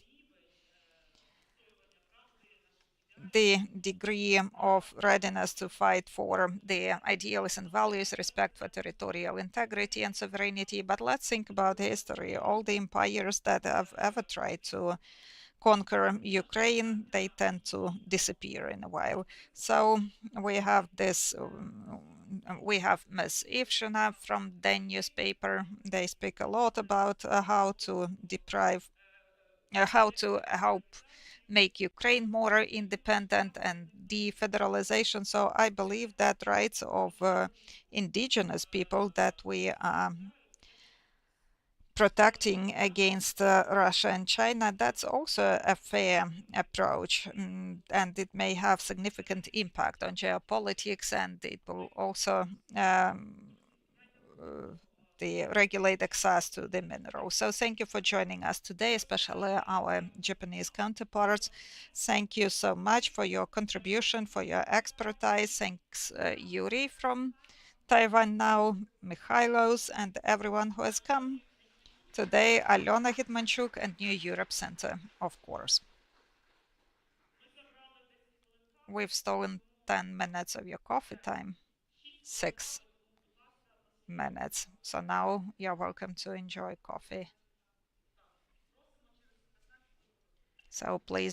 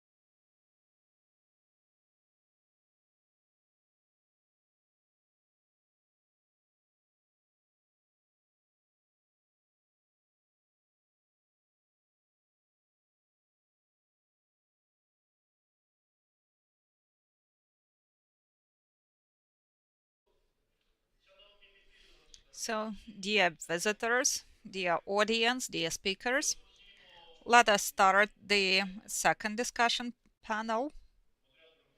I am going to be a moderator. I am Takashi Hirano. I'm a journalist and I'm the editor of the Japanese sector of Ukrinform. Our panel is titled Japan as Ukraine's one-stop gateway to G7 and Global South. What mission is more needed?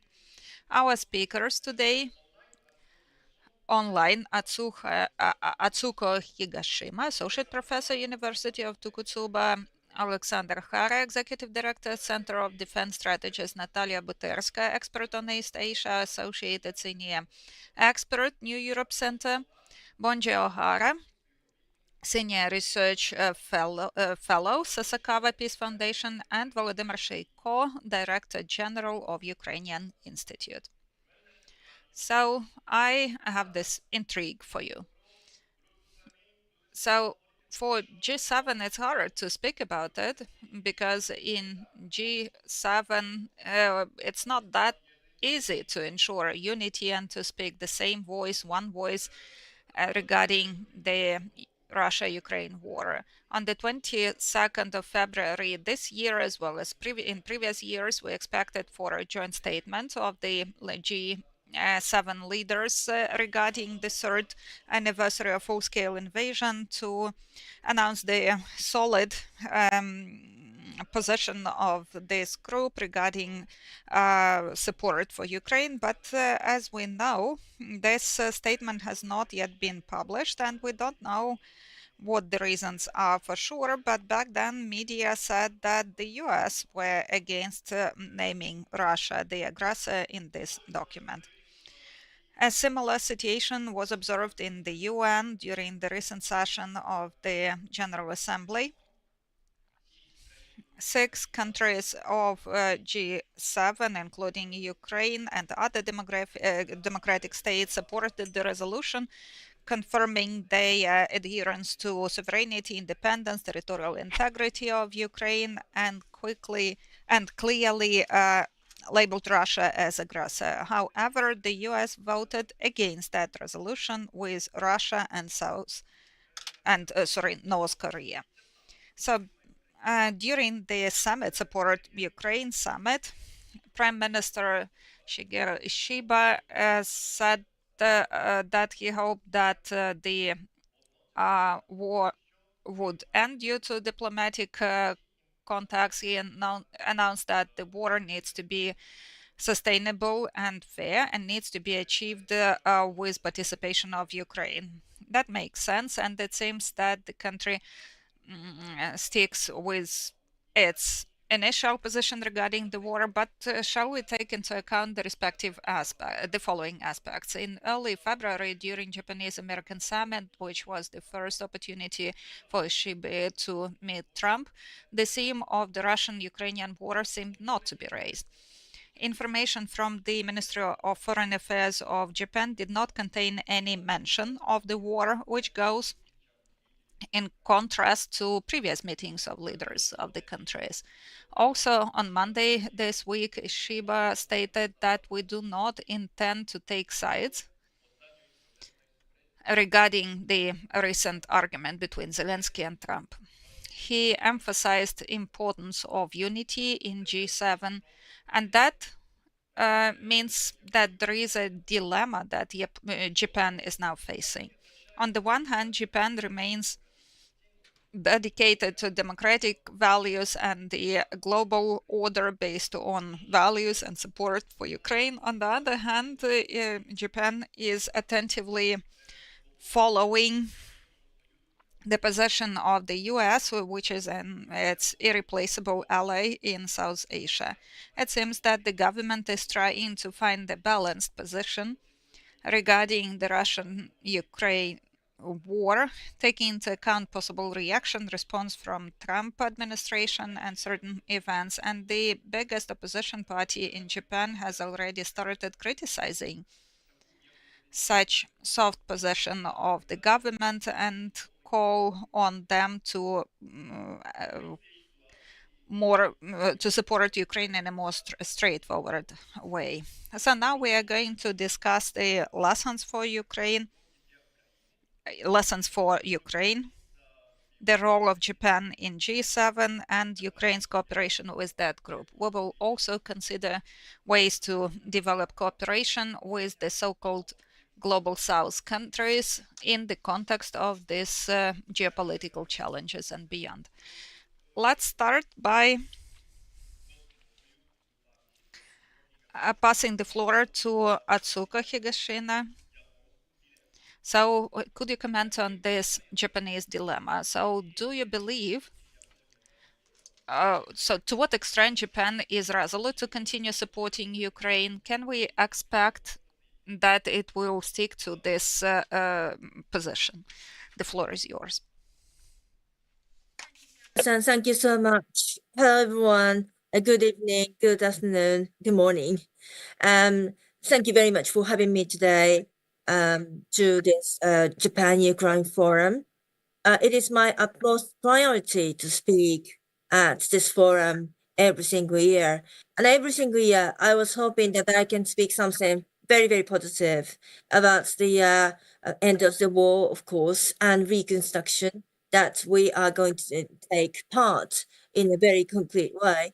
However, the work continues regrettably and the discussion continues. So I would like to stick to today's topic. And Hirano-san, your question was, how determined do I think Japan is to support Ukraine in the future? Can we Japanese, can you Ukrainian people expect the consistency of Japan? So I would like to answer that question in my speech.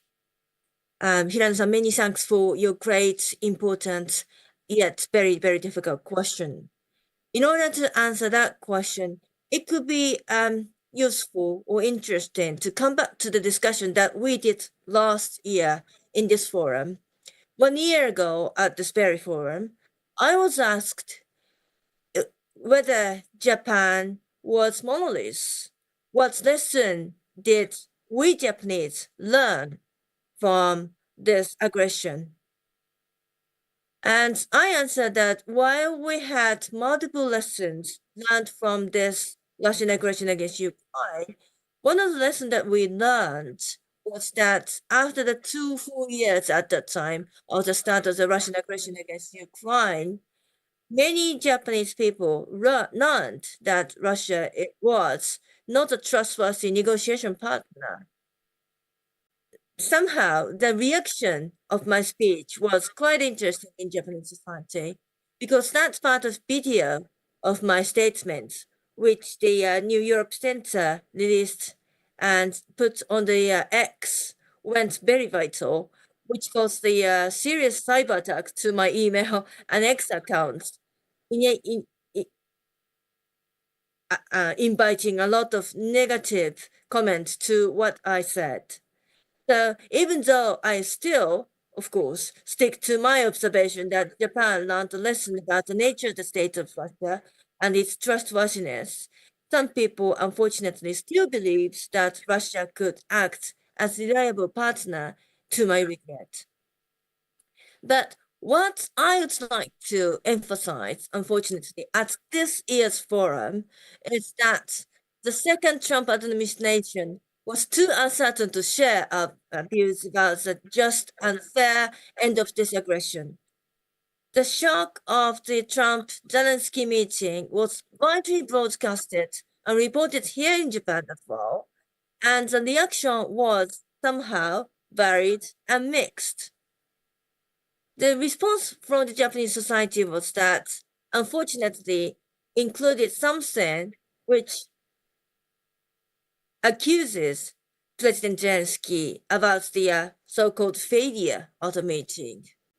And also, it somehow triggers the argument concerning the immediate ceasefire, which, to my mind, not realistic.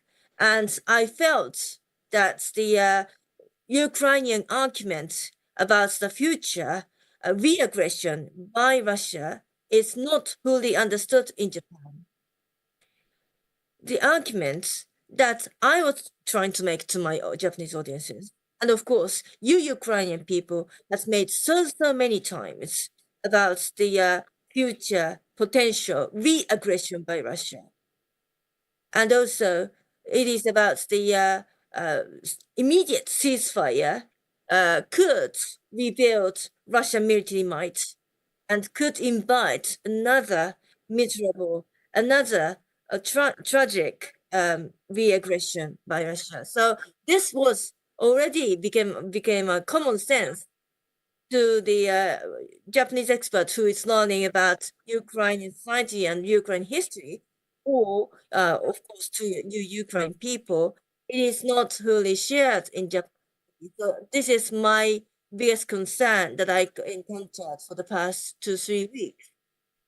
And I myself feel somewhat responsible for not being able to promote the argument or position presented by my Ukrainian colleagues or Ukrainian people enough to Japanese society.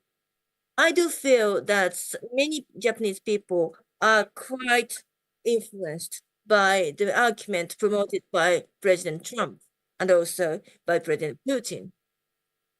By the start of the second Trump administration, Japan is at this moment facing confusion and facing dilemma whether Japan should stick to the previous and ongoing principle or the G7 solidarity and a partnership with the EU, partnership with NATO, or accept what they call new reality that we still need to collaborate that the Trump administration, even though it is very, very uncertain. So what I really would like to say is that Japan is split and confused and facing dilemma. Just as Hirano-san said in the opening speech of this panel, Prime Minister Shiba said that after the confusion of the Trump-Zelensky meeting or summit, which took place on the 28th of February, he said that he is not taking side of any part, which is, to my mind, very, very regretful. This contradicts with the previous Japanese position. It contradicts with the future Japanese confidence or trust from the international society if we say that we don't really take side. We have to take side, actually, to promote the international justice and order. I'm really speaking a lot already, so let me conclude. What other experts of European international, what I really would like to emphasize for the future opinion is that Japan should take the argument in Europe more seriously after Zelensky-Trump summit. European argument, to my mind, is that whether or to what extent Europe could have pay for the burden which is in play, which can replace the American burden so far. And we Japanese people know what is really going on in Europe and about the essence of European argument immediately after the Trump-Zelensky summit. But still, Japanese argument so far is as if we are watching this transatlantic confusion from outside. We shouldn't be watching and observing this discussion from outside. The optimal way of thinking that Japan should follow is that to what extent or concretely to what Japan can contribute to this European argument and thinking about Japanese burden or Japanese contribution to this argument. So we have to really boost up our contribution to Ukraine and our contribution to Europe.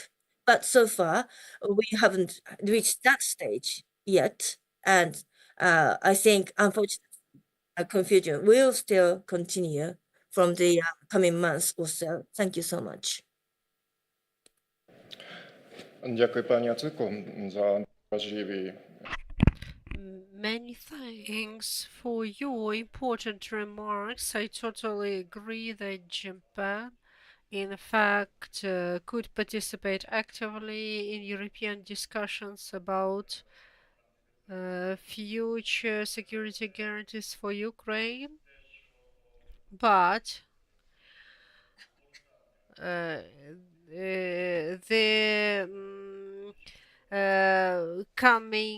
unfortunately, now we don't see the Japanese active participation in these important processes. But now we can talk about the fact that the security of Ukraine means security of Europe, but Japan says directly that the security of Europe is interconnected with the Asian security. And I would like to listen to Mr. Alexander, your ideas about the expectations from Japan to Ukraine. It is obvious that Ukrainians are not that Ukrainians would like to see Tokyo be more active, and what do you think how Japan can become an active player in the geopolitical game to support Ukraine? Many thanks for the question. I would like to express gratitude to the government and people of Japan for all your support provided to us. And we are really, really grateful. And I would like to say the following. Hagakura book, the code of samurai dignity, and if you see that you will lose, don't stop fighting. On the other bank of the river there can be another fighter, and you can join your efforts and win. This is the chapter from the book, and actually all world is a battlefield for the values, institutions, etc. And I think this is a key moment when our partners can and should become the fighters in the fight for principles and values. Japan is actively reacting on what is going on in Europe. We are divided by oceans, but we know if general principles are destroyed, and we see this tendency with new US administration, they have another vision, and this will change the situation in Europe and Indo-Pacific region. And the approaches of the US, actually a lot of allies of US now thinking, will US come and help if the crisis outbreaks, or they will be negotiating side to side with the aggressor. In this context, of course, we would like to see Japan stop accepting, so to say, balancing position between Russia and Ukraine, because our diplomatic negotiations, what we would like to see, Japan not to be seduced by the USA. And I could propose to experts in Japan to do an experiment to imagine of something unimaginable, a war conflict in Indo-Pacific region when Russia participates and not supporting Japan. And let's think theoretically how we can not allow this happen, because if we observe the progress, how pacifist Japan made so many steps to support Ukraine and to deter and to deter conflict. If we look from the practical basis, this pace is slow. But if we are thinking about theoretical aggression, then this is a big step. We are really grateful for the voice of J7. We are thankful for your for you being mediator between us and Global South. Global South is not actively ready to support norms and principles of international law if it threatens their comfort. And it seems to me that they see United States as their empire, and this vision doesn't allow them to understand that if Ukraine falls, for example, we can lose free moving of ships via sea, and we see now that China acts the way Russia acts. You heard about this around training operations around Australia. It was close to China and close to Japan geographically, these military trainings. So the world order is ruining, and United States are speeding up this process, and Japan can either agree in order to be in good positions with United States and their support, or Japan can try to protect these principles that help all nations. It's very important for Japan to rethink. I personally would like to have Japan militarized, because only if you militarize, you can deter these horses of apocalypse. Then the voice on the Global South. The third thing, we need more presence of Japan in Ukraine, not only in humanitarian things, but also investment in our economy in general and military complex in particular. Japan produces a lot of different rocket systems. Japan is one of the leaders in AI. And it is AI is enabler for our military men, and we would like more investment from your region. There are countries in your region that are and thank you.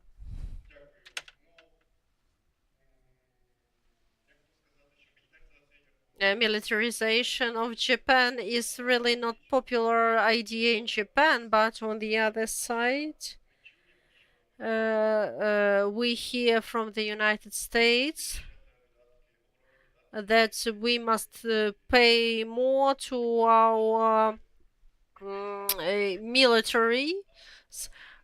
We should raise the stake from 2 to 3 in this field. We haven't started this discussion in serious way, but sooner or later we must think about this possibility, because geopolitics now requires from Japan to think about this.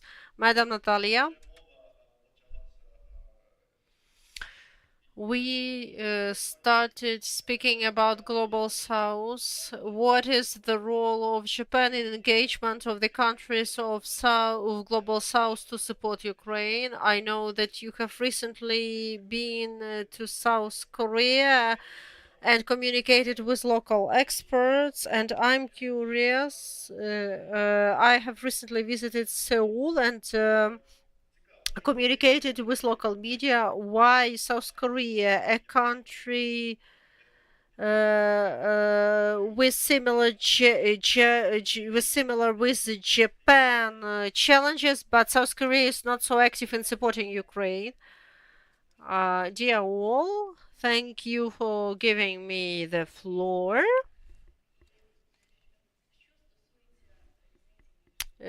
Speaking of the differences of approaches between Japan and South Korea, Japan sees deeper regional processes and would like to be more active in these processes. That's why Japan initiated the initiative of Indo-Pacific, but South Korea was very careful with this initiative, and they have the alternative vision. During a lot of years, South Korea was thinking only about Korea Island and the connection, and the idea on the highest level was South Korea is a shrimp between two big kinds of fish, and in order to survive, the South Korea must know how to navigate between these two big whales. When the president gave a proposal to go out of this vision, actually, South Korea is an economy number 12, a lot of technologies and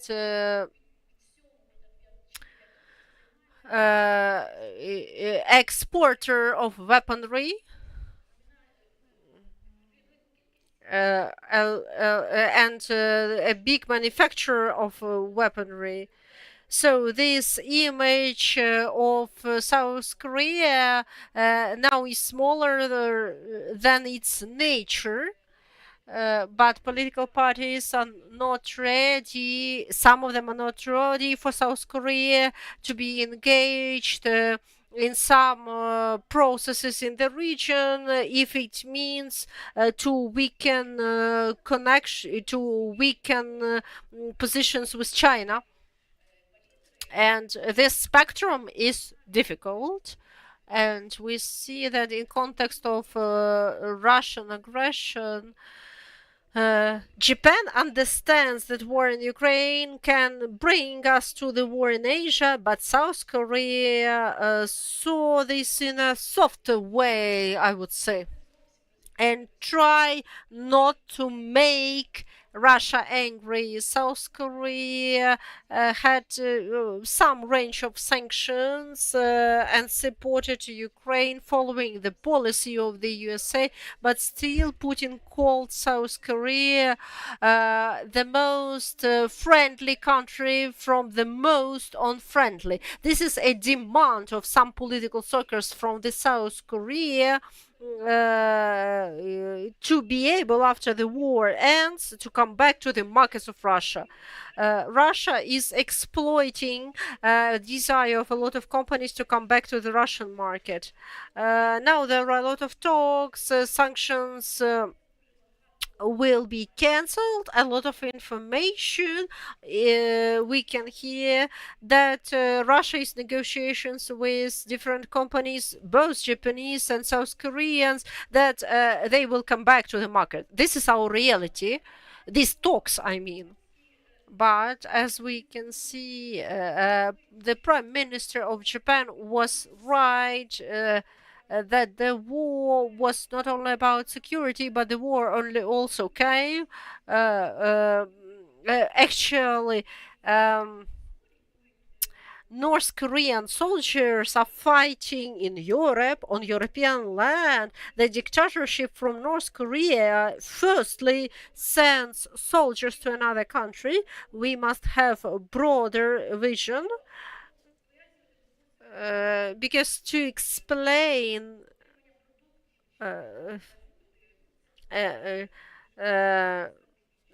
it's not about experience.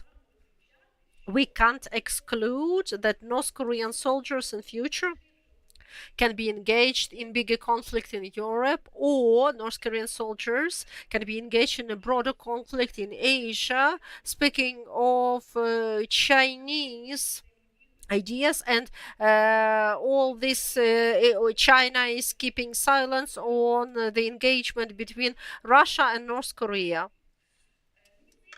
It seems to me that what we have seen during the visit, the main questions about North Korean prisoners of war, this was question number one. Media, journalists, and civilians were interested whether Ukraine will send North Korean soldiers back to North Korea, because according to the constitution, the all territory of Korean island, this is entire territory, and that this is a question of society. Speaking of general engagement and support of South Korea, on the one side, we can see that they don't want to make Russia angry. On the other side, speaking of opposition, this party is saying you can't send weapons and support by military ways, even considering that North Korean soldiers are sent to Europe, because this will be a proxy war of two Koreas on one territory. So we don't see here a distinct and clear position that South Korea is going to be side by side to Ukraine. We can't see this support and this courage. What we really have, we heard a lot of worries whether North Korean soldiers are really getting military experience on the battlefield. These military nuances are very curious, because the calmness, so to say, of South Korea means that they say North Korean soldiers are not getting so big military experience. They are not so really dangerous. So South Korea is in search of, so to say, justification of its not so active reaction. And so engagement of North Korea is not seen by the world as something that will influence the entire world, because everyone is in comfort thinking that war is somewhere in Europe, or it's just a quarrel between the USA and Russia, and we all want this to end because afterwards we will have peaceful times. And of course, the consequences of engagement of these four we have discussed, this somehow will disappear. It seems to me that in democratic world, among a lot of countries, there is no awareness that the Third World War is already in force, and the consequences of the war of Russia against Ukraine, there will be a result. It will show to us how the finale of this war can mean very bad processes for the whole world. If the fair peace for Ukraine and the loss of Russia will bring the entire world to the international world order, but if Ukraine fails, it will mean very bad things for many countries in the long run. And now we're talking about Indo-Pacific region, and I can see a kind of dilemma here. At the very beginning, Japan developed a concept with the participants of the USA, and in parallel, Japan is saying that European security is interlinked with the Indo-Pacific security. But it would be difficult to engage the US now because now they are stepping aside from Europe, and Japan then needs keeps insisting that these two regions are the mutually connected. So Mr. Bonci, you have been researching security aspects in the transatlantic region, so in the Pacific region, sorry. So what do you think about the following? We see that the US administration is aspiring to recover relationship with Russia after possible end of the war. Japan is following, considering the position of the USA, following what's going on. So I wonder where you see joint interests for Japan and Ukraine now, how we can collaborate to protect these interests under the current conditions, including security situation. The floor is yours. Thank you, Chair. Thank you, Dr. Hirano. And also thank you, the New Europe Center, for inviting me to participate in this meaningful discussion. The theme of this panel is Japan as Ukraine's one-stop gateway to G7 and Global South. But my speech is more focused on the subtitle, what mission is more needed. Simply say, we must cooperate, but it's not simple. Our current concern is that President Trump, like Mr. Putin and President Xi Jinping, believes that the future world order should be decided among the major powers. This is evidenced by the behavior of the President Trump's, include his agreement with Mr. Putin to begin the negotiations to end the war without Ukraine. The United States, Russia, and China are trying to play the major power games. The Japan, Ukraine, and even countries other than the United States, China, and Russia must avoid becoming the mere pawns in the chess game played by the major powers. In this regard, I would like to express my sincere respect to President Zelensky and Ukraine people who support President Zelensky for his firm assertion of Ukraine's concerns in his meeting with President Trump. President Trump's goal is to end the war or end the fighting as soon as possible, immediately, regardless of the condition of the ceasefire. It is the problem. And also to redirect the US attentions and the resources to China. And also to try to win the Nobel Peace Prize as the leader of the strongest, world's strongest countries who ended the war. President Zelensky said the war will drag on, but if that happens, it will be the obstacle for Mr. Trump to achieve his goal. And at this moment, President Trump is not considering breaking with Ukraine altogether. So it is believed that President Trump has temporarily frozen military aid to Ukraine to scare Ukraine and into agreeing to an agreement on the providing rare earths to the United States and the ceasefire negotiations with Russia.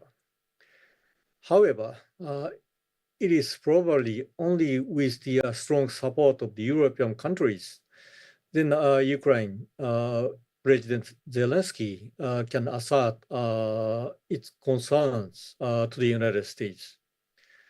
The only way to increase our influence and not be ignored by the major powers, and to make major powers to consider our concerns, is to cooperate with each other. Currently, the Japan and other countries concentrating their efforts to avoid US sanctions imposed by Mr. Trump. But at the same time, our effort must be made to promote cooperation among countries. Multilateral cooperation must include emerging countries and also the developing countries. This is because the support of more countries is needed to shape the international public opinion, which the major powers cannot ignore.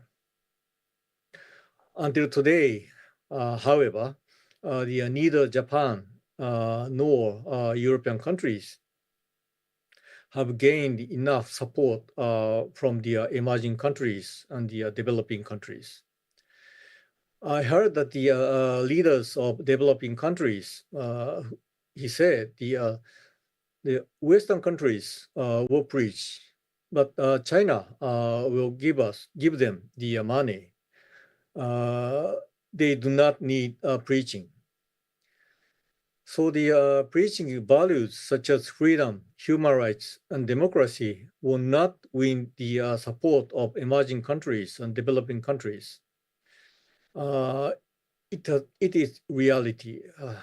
Even it is not the ideal world for us. However, we still have the hope. For example, the Indonesia, it's an influential player in the Southeast Asian region, has disappointed both the United States and China. Both countries have focused their investment in Indonesia on the mining sector, including coal and nickels. Indonesia wanted to raise its ratio of industrialization, but there is not enough investment in this sector. This means that neither the United States nor China responding to Indonesia's real demands. For Indonesia, it does not matter whether it is democratic countries or authoritarian countries.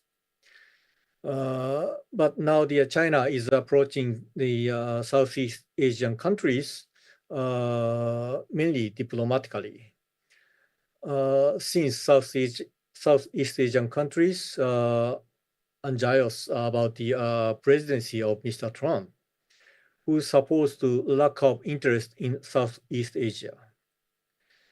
Japan, on the other hand, has already lost its advantage in terms of the amount of investment and the technology, and cannot use economic cooperation alone to win the support of Southeast Asian countries. However, it is possible to show the economic benefit in the near future. There is a tendency for Southeast Asian countries to emphasize bilateral cooperation or minilateral cooperation, since they recognize the Indonesia no longer able to afford to be involved in the strategic and the security issues in the Southeast Asian region.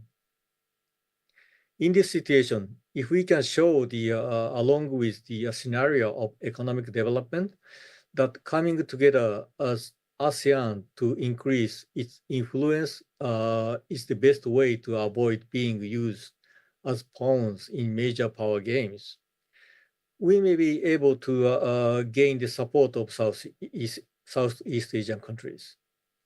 Arab countries are also united on the reconstruction of the Gaza Strip, concerned that they may be used as a pawn in the game that President Trump intended to play.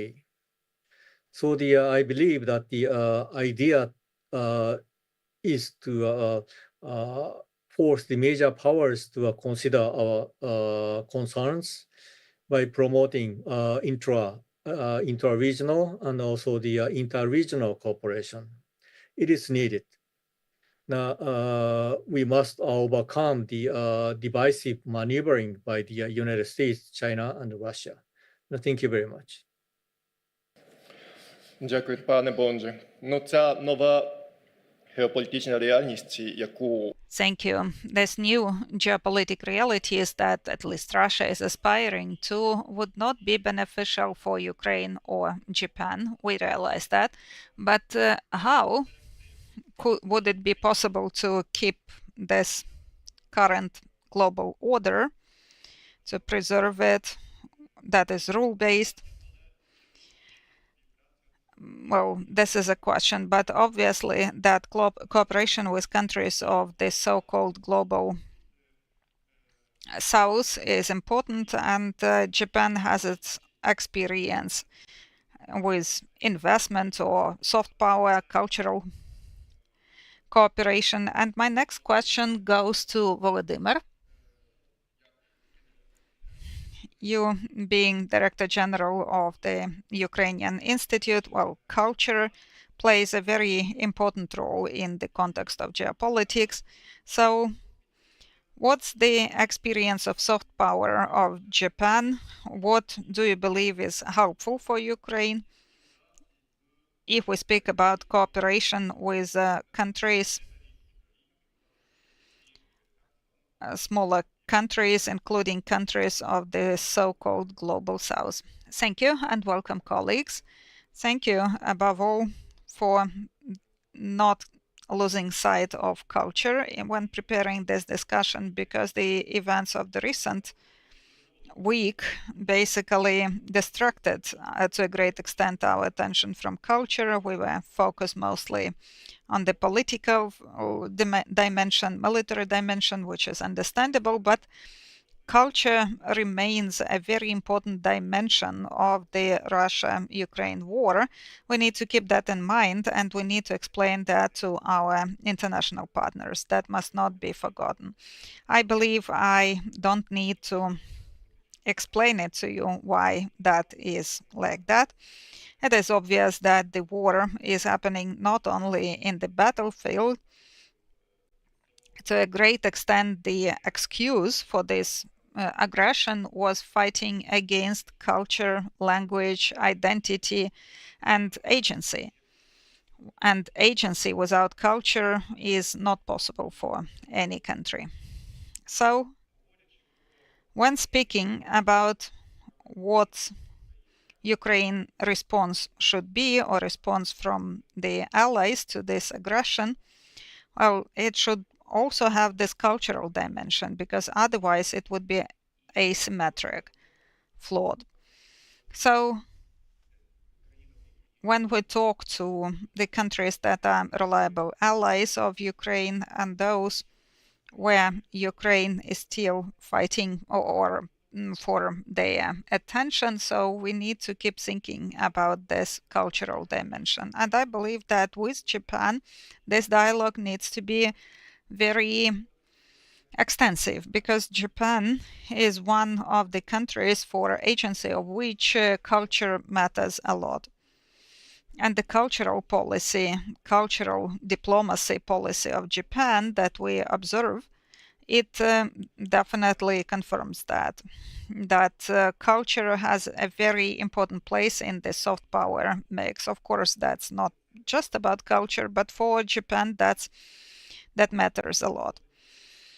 Hence, let me mention several cases, best practices of Japan that could be helpful for Ukraine or for our bilateral cooperation. Japan integrates very well in large cultural events that take place in Asian, African, Latin American countries, holds holding their wide-scale Japanese culture festivals, focusing on classic culture, modern mass culture.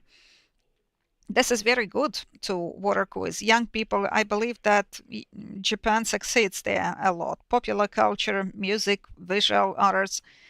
Japan has the grant program for students from Asian, African, Latin American countries that can study or have internship in Japanese universities, thus forming this contact with the Japanese culture. Brazil, India, South Africa.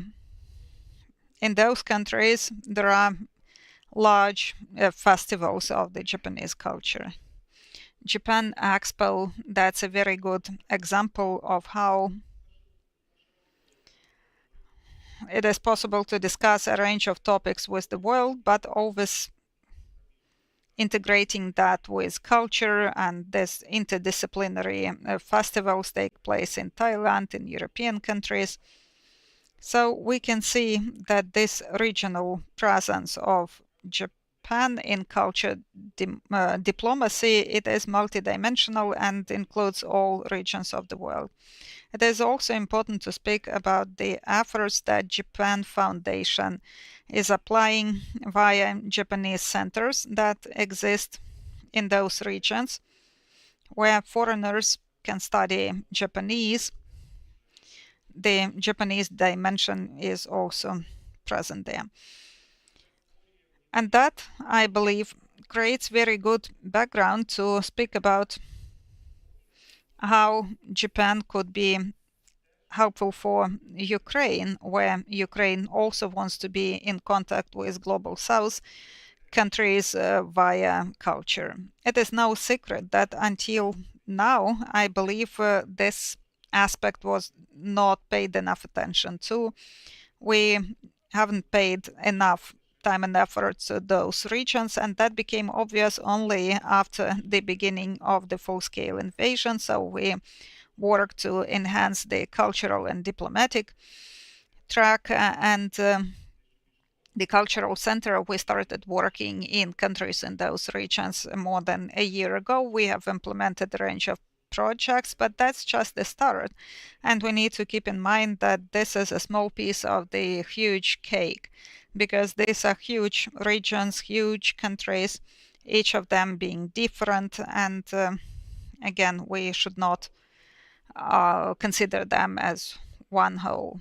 So with its own resources, Ukraine won't be able to achieve this goal. So all of these assets or infrastructure or experience of Japan in cultural democracy will be very helpful, because what's needed for cultural democracy for Ukraine, for any country, to make sure that it is efficient and visible.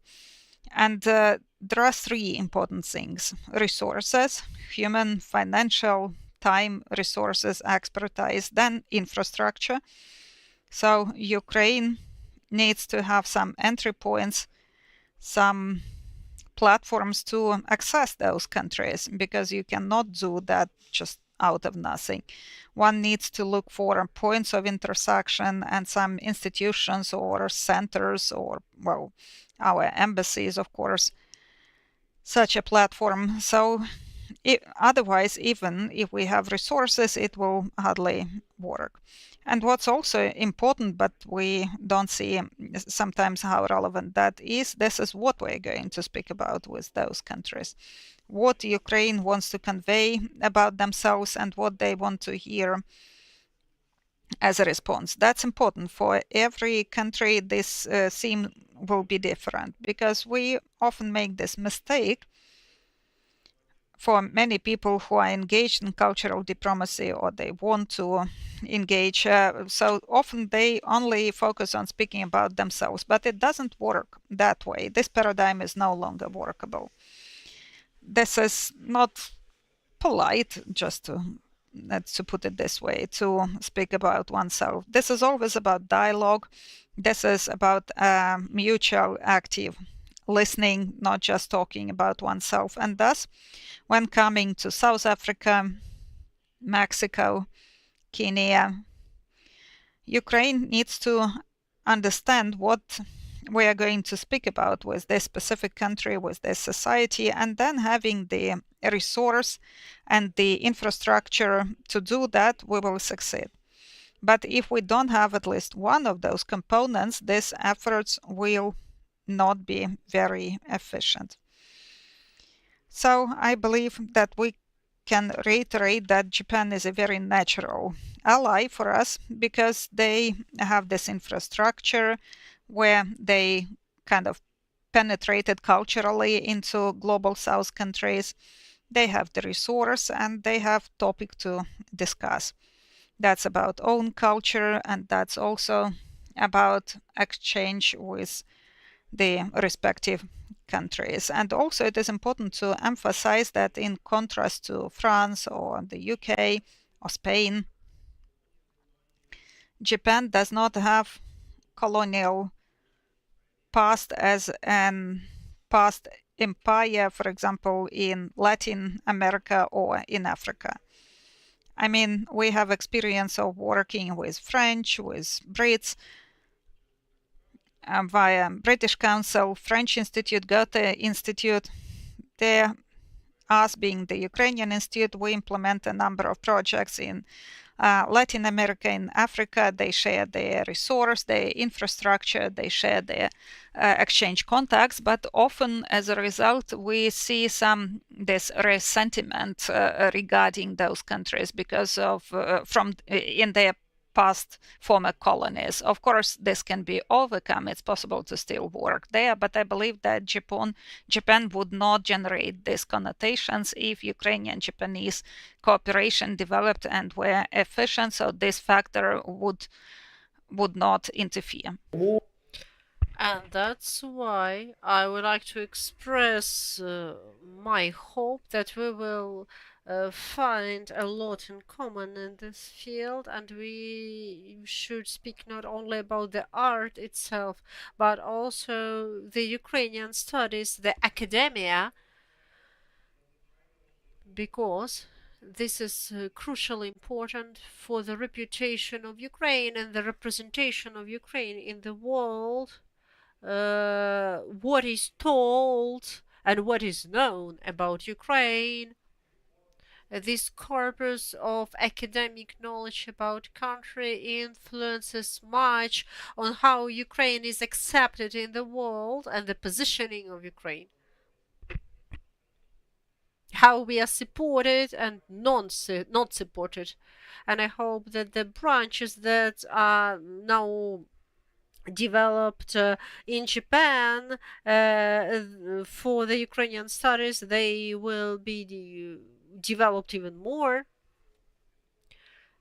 And of course, art, this cooperation can be very natural, and I hope that we could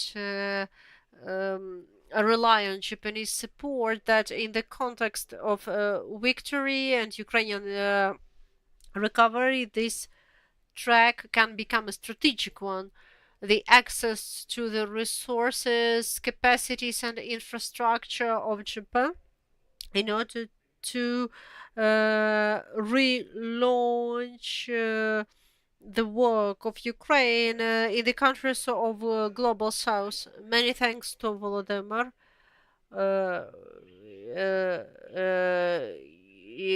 The culture is a face of the country. I read an editorial of in 9 newspapers of Japan. It was there were critical remarks towards Trump's attitude to Ukraine, and they mentioned the fair world with the participants of Ukraine. It means that now the society of Japan understands very well what does it mean a fair peace for Ukraine, because in 2014 Japanese society was talking about a proxy war between the West and Russia. Now the population of Japan, the nation of Japan understands that we must listen to the voice of Ukraine. Now we are aware of the fact what a nation lives on the territory of Ukraine and the importance of culture on the and now Japanese people feel a lot of sympathy towards the people of Ukraine. And now let's go to our questions and answers section. Thank you for the discussion. The newspaper day. My name is Larissa, and I would like to concentrate on the idea that in Japan, people are afraid to speak out loud about the militarism because of the obvious reasons. We can imagine that in the world there is a lack of discussions. How should we see the Yalta peace agreement? But it was sort of stability. After Yalta peace agreement, Ukraine got borders, but also got a lot of losses. Instead, Russia was speculating successfully on monopoly of victory in the Second World War, and Russia does it still because Ukraine allowed Russia to have this monopoly on the victory of the Second World War. It was a huge mistake because you know that in the Second World War the Soviet Union was a participant because Russia appeared in the next decades, and the participants in the United Nations was obtained by Russia in very foggy circumstances. And now we see how the chaotic wave in the world provoked by Russia about the 80th anniversary of the Second World War. I think that there are Japanese concerns, there are German concerns provoked by Russia with the links of the Second World War. And now we're thinking about the idea whether Donald Trump will go to participate in the parade on the 9th of May. What will be the reaction of the Japanese government? What will be the reaction of other allies who could have divide inside in their heads their idea of Russia and the real Russia that attacked Ukraine. And for me, it's important to understand the point of view of the memory policy in the Japan. This is a question towards to our Japanese participants. Madam Matsuko, can you answer, please?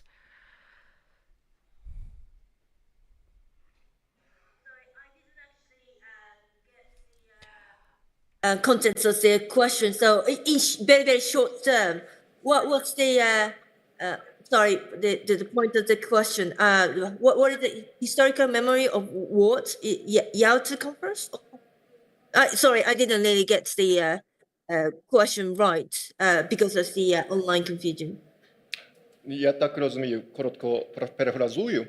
will rephrase the question. In Japan, it is discussed now. The probable participants of Donald Trump in victory parade in Moscow on the 9th of May. What reaction could be in Japan? How the society accept this? Well, I don't really know the reaction of the Japanese society, but so let me give you my personal reaction. That would be kind of the end of the international order and norm and principles that the G7 countries has endorsed so far. If President Trump join that parade, military parade on the 9th of May, because it means that the President Trump endorses fully the narratives and discourses and logics of the Russian invasion against Ukraine. And if Trump is really joining that sort of narrative, we cannot really expect anything logical or anything just for any sort of ceasefire which respect sovereignty and territorial integrity of Ukraine. That said, I would say that some people in Japan would probably react that it is the kind of symbol of President Trump's neutrality or fairness or understanding to the one party of the war, which is unfortunately very, very conceivable for me to expect that sort of response, which I consider as wrong. It could be reacted in that way, I'm afraid. Дякую, пані Ацуко. Many thanks to Madam Atsuko. And parrot is the very critical example, but Trump mentioned about possible coming back of Russia to G7, and maybe this is a new reality that had been mentioned by Mr. Bondi. There is an example. Is there any line for Japan? Where is our red line? Where we stop accepting? Where is the red line for us?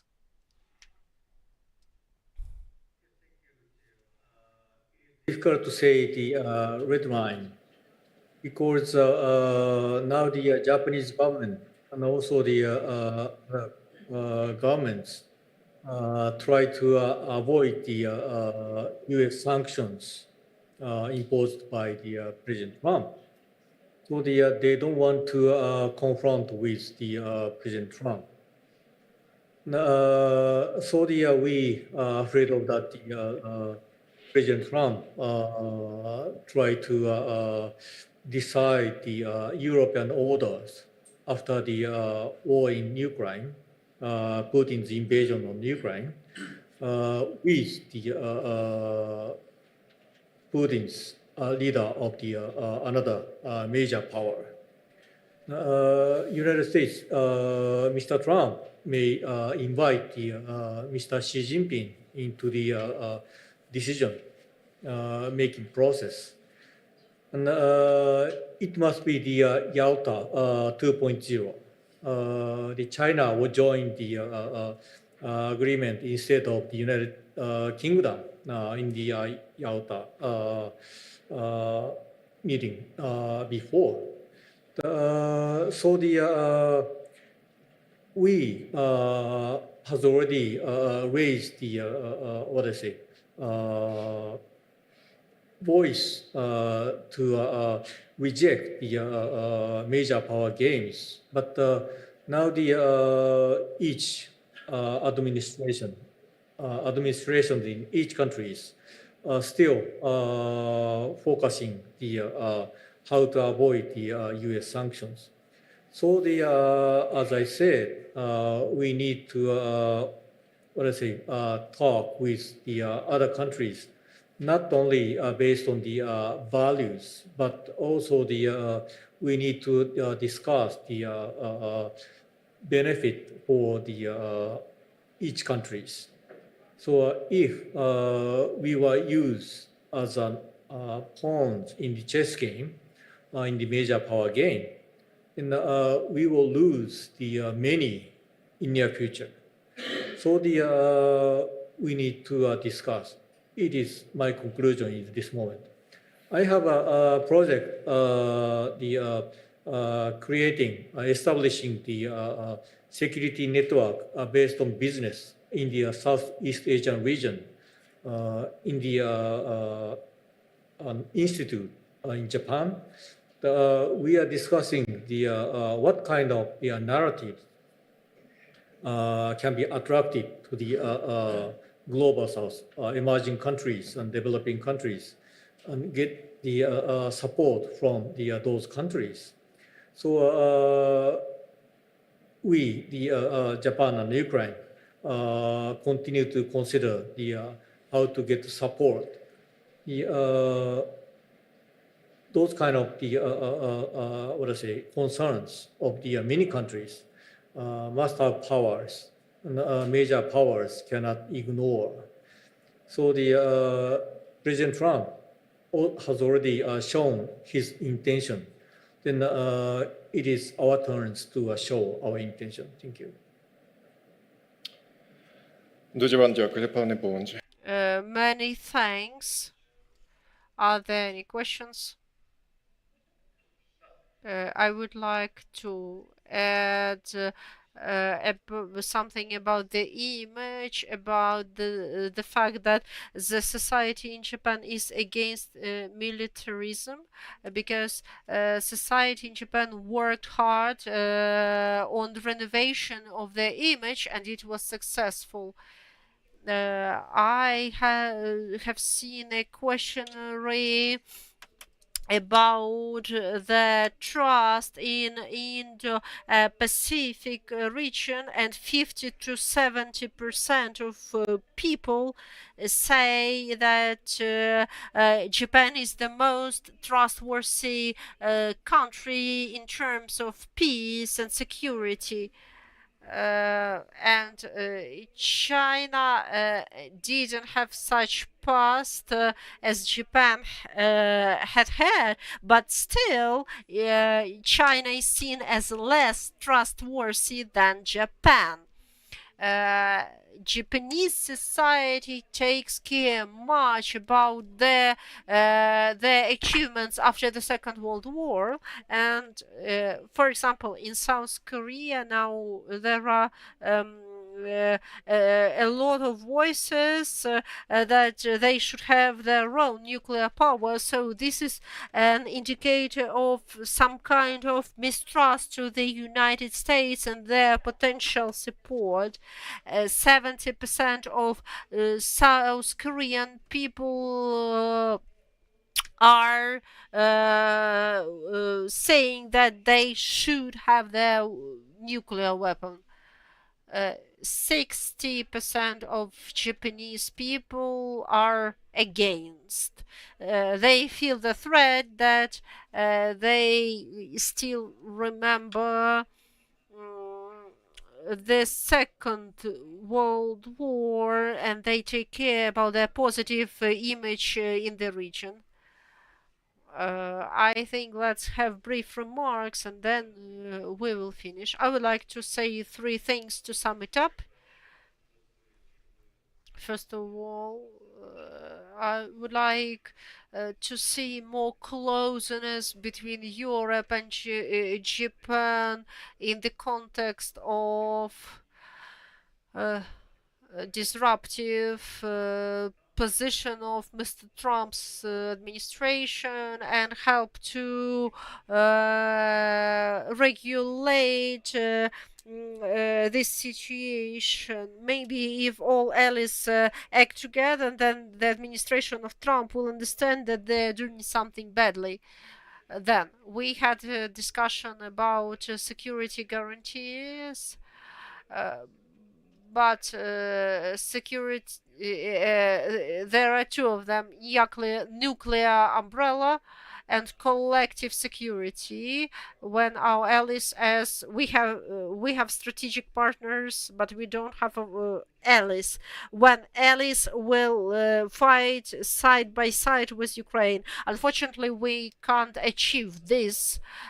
We don't see the desire to see us in NATO, and they don't want to put a nuclear umbrella on us. But security assistance comes, and Japan is a technological giant. Japan produces a lot in this field, and also let's remember about artificial intelligence. This is what we need, and this is what Europe needs. Three whales of deterrence from the point of view of Europe: rocket, air defense.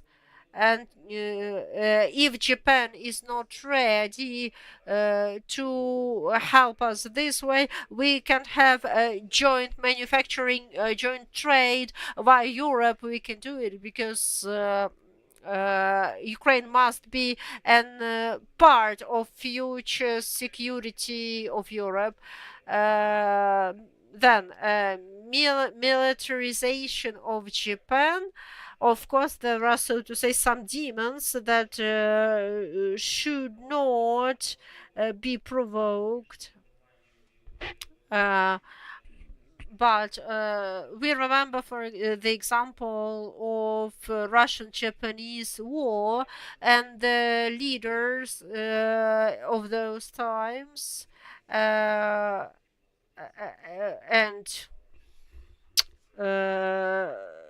there were also European players that did what they could to weaken Russia. It seems to me there are some steps we should do. Let me continue speaking about security a little bit, but from a different prospect. Recently, there was this maybe unnoticeable for most of us event, but it was, I believe, key, significant event, and that's discussion of the culture, the strategy for development of the Ukrainian culture. Why that's important? In this document, for the first time, we hear the statement which we tried to promote at the Ukrainian Institute for the previous 5 years. This is culture diplomacy as a factor of national security. And first, this created quite a lot of resistance among international security experts, the defense sector. It's obvious that they have a different vision there, but it's important that at the governmental level, in the official document, the state tells itself and the world that culture matters for us, for our survival, and for our sustainable recovery. And this message, this quotation from the strategy to develop culture, well, it needs to be quoted and conveyed to our international partners, in particular Japan, in the context of what we have discussed today. Because again, without culture, Ukraine will not have the agency which is important for us in this period of our life and existence. Thank you. And here we are going to stop. I am sure that this dialogue between Japan and Ukraine and the importance of this dialogue increases quickly in the context of the new reality.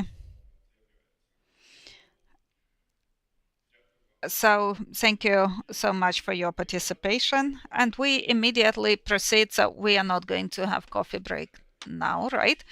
And we immediately proceed with the next panel discussion, where the speakers will focus on key elements for further transforming the global partnership and partnership between Japan and Ukraine.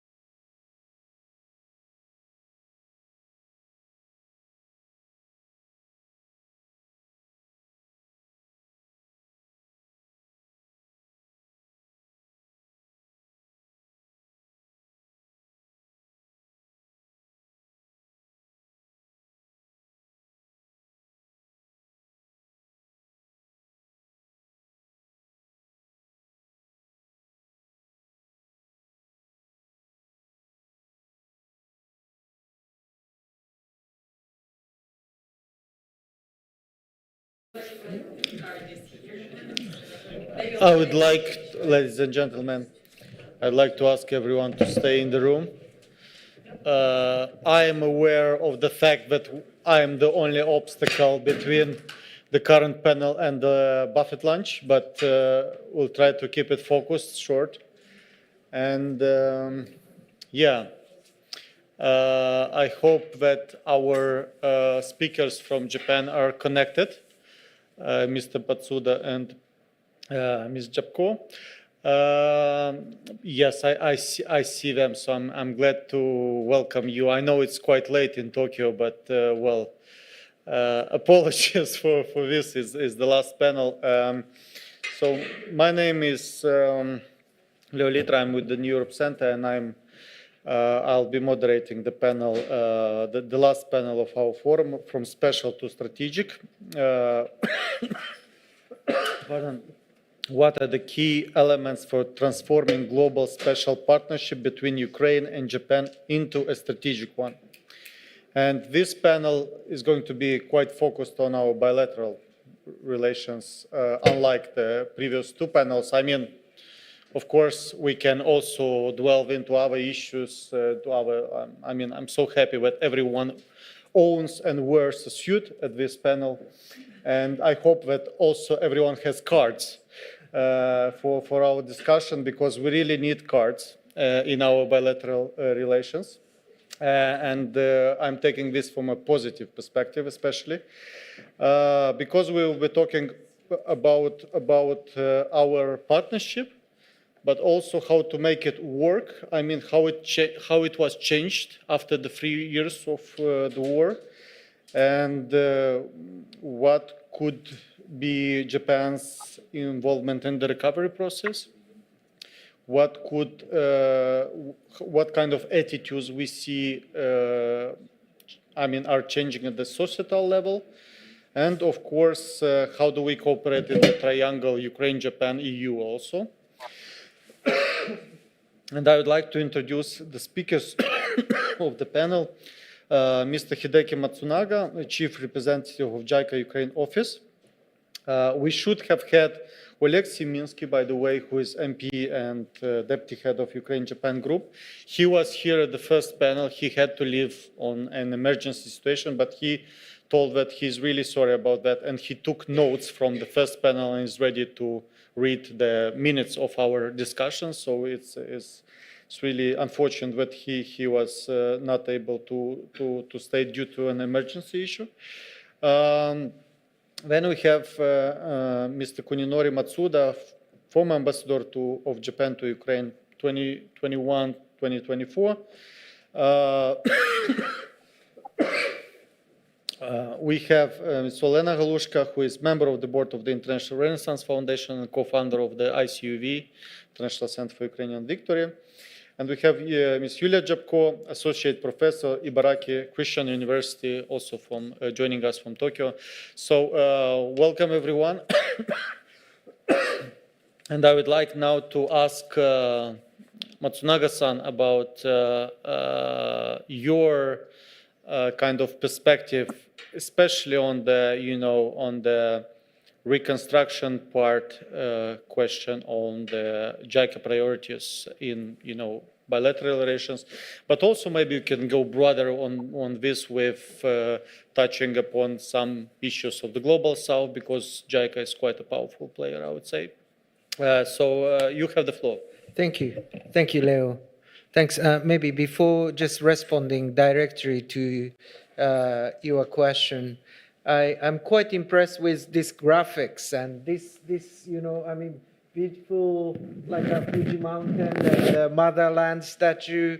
This graphic really represent our special partnership, and I really would like to commend you for, this idea. So my name is Hideki Matsunaga. I'm head of JICA Ukraine office. Maybe before just talking about the special partnership, I would like to briefly maybe introduce what JICA does, for the sake of Ukraine recovery and reconstruction. And when there Russian invasion started in February 24th, 2022, we really reacted very swiftly. The very next day on 25th, we had an online meeting with the World Bank, then the country director, and started talking about we really need to support the Ukrainian budget because Ukraine needs to spend money on their, military fighting and so on. But at the same time, state function needs to be sustained. Government needs to pay salaries, pensions, all kinds of expenditure to run their public service. So we just agreed, and in the end, JICA ended up providing $600 million equivalent budget support, and the World Bank also co-financed a couple billion as well. So, but starting from budget support, our support expanded, and right now we are engaged in the recovery and reconstruction efforts in the many sectors such as energy, demining, debris removal, health, education, transport, etc. And this is just based on their interaction with our Ukrainian counterpart, especially the government, both central as well as the local governments. And what we are trying to do is try to fill the gap created by the Russian aggression. And so that is what we are trying to do at this moment. And as for JICA, Deputy Minister of Foreign Affairs mentioned about the Japanese total contribution is like 15 billion or so, and we are approximately right now extending in grant spaces $900 million equivalent support. So but having said all, recently the World Bank and the Ukrainian government had a session about delivering the outcome of so-called Rapid Damage Needs Assessment number 4, RDNA4, and they estimate the next 10 years cost of the recovery reconstruction is above $500 billion. That's a huge amount, and no donor, including Japan or donor combined, the money from what is called ODA will not be sufficient. So the key is how I think we are going to utilize the Russian frozen asset. That's one thing. And the second thing is going to be how we could mobilize the private sector. So there, I just like to go back to the theme of this panel, a special, global special partnership. And in that connection, and from the perspective of the recovery and reconstruction and role of a donor, I would like to raise two key issues in order to make it more strategic. And the first point is, as I just mentioned, how we could engage or mobilize more private sector into the recovery and reconstruction. And second issue is going to be how we could encourage and engage the partner of Global South. This is related to the president, previous discussion, previous panel, and I'd like to elaborate a little bit more on that. And let me start from the second point of how we could engage, other Global South partner, especially Asian countries, into recovery and reconstruction process. Right now, JICA is engaged in the demining activities. We provide heavy demining machineries, vehicles, detectors, and so on. And on technical side, since Japan has not really directly engaged in a massive, demining exercise itself, however, like a country like Cambodia, who endured the long, period of civil war from 75 to 91, they have been engaged in the demining since mid-90s. So we mobilized the Cambodian expertise into this demining process, and our counterpart, Ukrainian counterpart from CESU, has gone to Cambodia twice, as well as came to Japan a couple of times in order to get their technical transfer from Cambodian partners. So this is one example. And, there are many countries who had a very special expertise as well as the resources. So we really should mobilize that kind of, third party from Global South, especially Asia, into this recovery and reconstruction efforts of Ukraine. And we really need to make this, global partnership into real, in a sense, not only bilateral, but in a sense, real, global, I think, exercise. So that's, in that sense, JICA is operational in more than 100 countries and extending so many supports globally. So I believe Japan, as well as JICA, might be able to play a facilitator role in mobilizing, Global South. That's one point. And let me talk briefly about second point about our, private sector mobilization. So when we talk about it, we tend to hear the pessimistic perspective. The private sector participation in a massive scale will not be possible until the war ends. It might be true, but, having lived and worked in Ukraine, I believe, these arguments focusing too much on challenges rather than opportunities. Maybe you might be familiar with the phrase, is the glass half empty or half full? And we tend to, discuss about half empty part, Ukraine security is bad, there is a corruption issues or labor shortage and so on. But I think Ukraine, does have immense opportunities.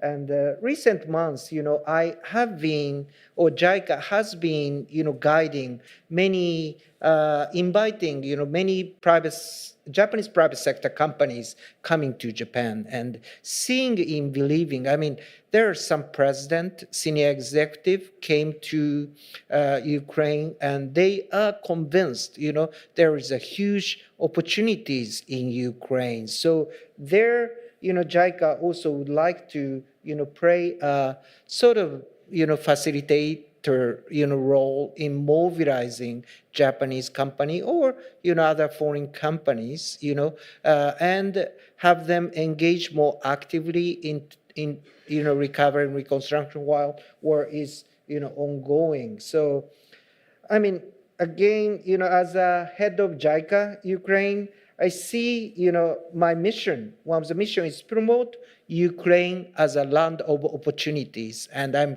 quite convinced about the future of Ukraine. But let's see, we'd like to continue to try. I'd like to stop here. Thank you. Jackie. Thank you. Thank you, Mr. Matsunaga, for touching upon the issue of reconstruction. And, when you mentioned the involvement of our countries, I always recall the discussion we had with some of the experts, politicians in Ukraine, that they voiced the concern that, we have a colliding issue. I mean, on the one hand, we'd like to get the investments from all the countries that see Ukraine as a land of opportunities. But when it comes to reconstruction, it's sort of common sense in Ukrainian, for your Ukrainian audience, to have countries that supported Ukraine to participate in the reconstruction. So Japan is, of course, it's a very much welcome country. But for instance, I see quite a negative attitude towards a country like China, for instance, which is kind of, in a way, I mean, we hear that there is interest from the side of China to, to participate, but there is a really kind of uneasy,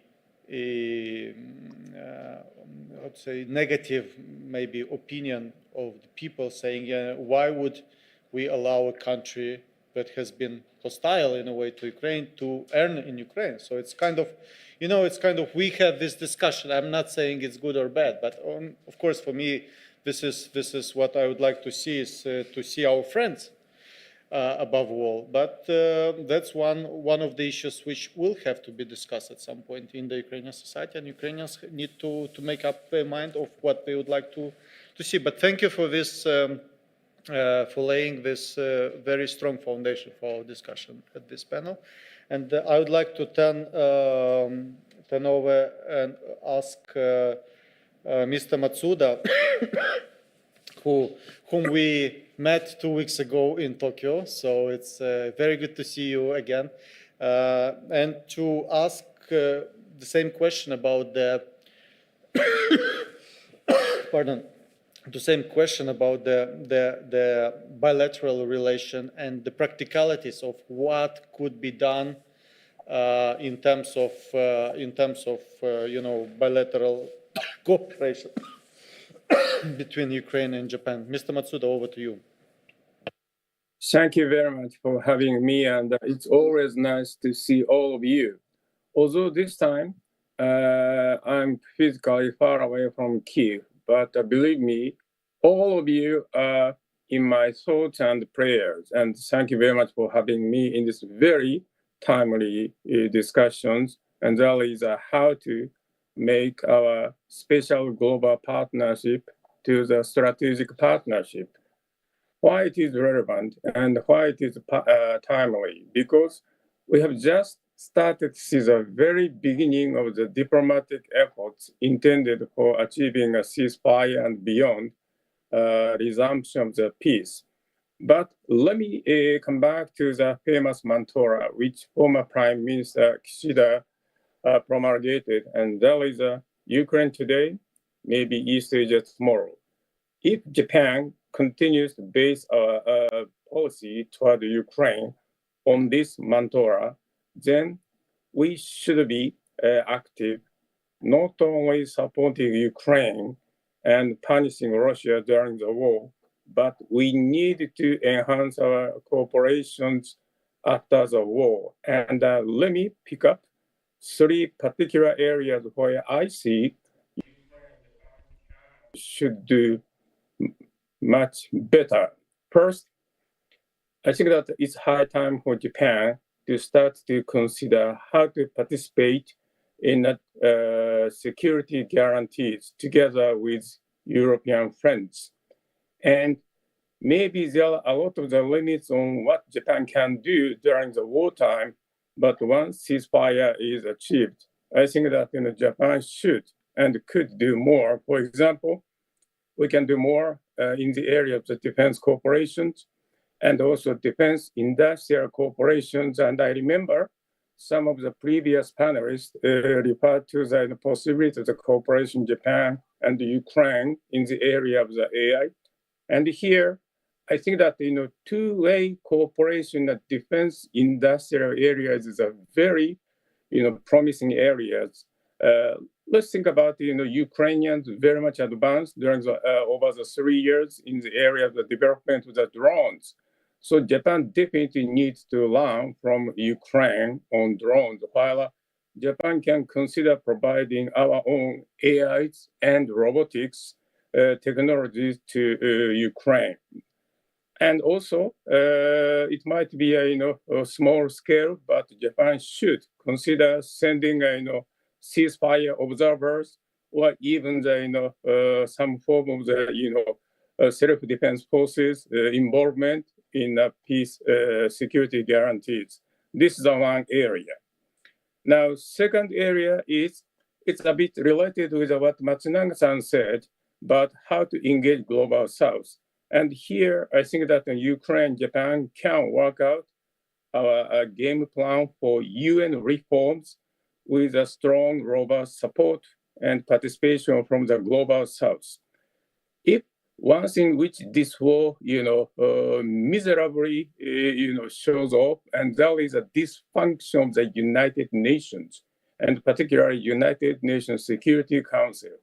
So in order to avoid the repetition of the aggressions in the future, UN and the UN Security Council should be reformed. And I think that this is also goes in the zinc of the peace formula presented by President Zelensky. So I think that in Japan and Ukraine, together the robust participation of the global South countries to consider possibilities of realizing UN reforms. Now, third area, and that is how Japan and Ukraine should do in the context of Ukraine's upcoming participation in the EU. Now, I just would like to remind you that throughout the EU space, there are hundreds of the thousands of the Japanese companies, large and scale, large and small, physically located over the stretch of the EU. So I think that when we talk about the Japan-Ukraine economic relations, first and foremost, we should pay attention to how to leverage the presence of Japanese companies throughout the EU space. And here again, institutions like JETRO, for example, which opened its office back in October 2024, and also presence of the JBIC, Japanese government-affiliated investment bank, which has an office both in London and Paris, and also NEXI, Japan's trade insurance company, which is also has an office in Paris and London, if I remember correctly. Those government-sponsored institutions should be mobilized in order to make Japanese companies more accessible to or for Ukrainian counterparts. So those are the specific areas which I have in mind when I think about enhancement of our relations from special partnerships to strategic partnerships. Thank you.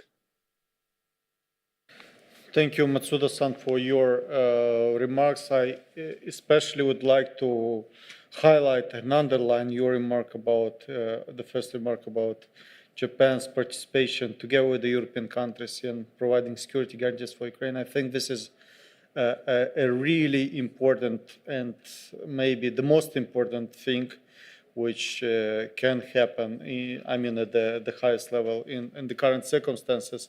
And thank you for underlining that there is interest also on the Japanese side in providing these security guarantees. I think this is something which we really need, and I guess that this is where we are heading to. I very much hope so. I would like to turn. Олен, ти будеш українською? Так, ну. Англійською? Okay, so I would like to turn to Olena Galushka.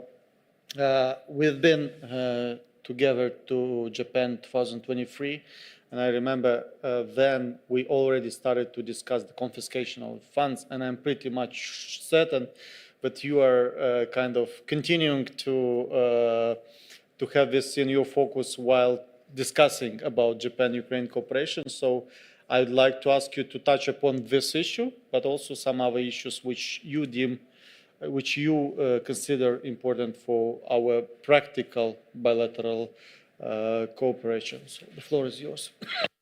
So first of all, thank you very much for holding this super important event. And I would like to touch upon 3 points. The third will be confiscation of Russian assets, but I think that there are 2 other also no less important. First thing is that on the participation of the Japanese businesses in the Ukrainian recovery.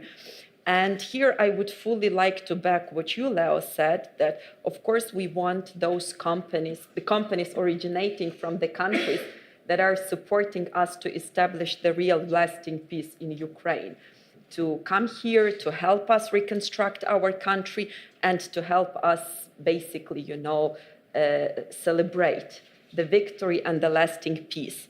And that's why I fully agree that the companies from countries like Japan, European Union, US should definitely be here and be part of the recovery.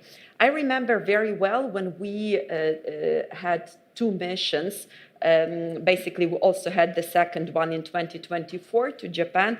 Leo, unfortunately, you were not with us back then, but we had meetings with businesses, we had meetings with the economy ministry, and we heard everywhere the interest in Ukraine's path towards the EU. And I'm representing the Anti-Corruption Action Center NGO, which is advocating for the transparency, rule of law, anti-corruption reform since 2011, I guess. And we know that EU integration is a super strong leverage of making the reforms done, of making and not faking the reforms. And that's why we see that, you know, on one hand, of course, Ukraine needs to do all of those reforms for the sake of the population of Ukraine. Ukrainians are defending our democracy, our freedom on the front lines, and people deserve decent life.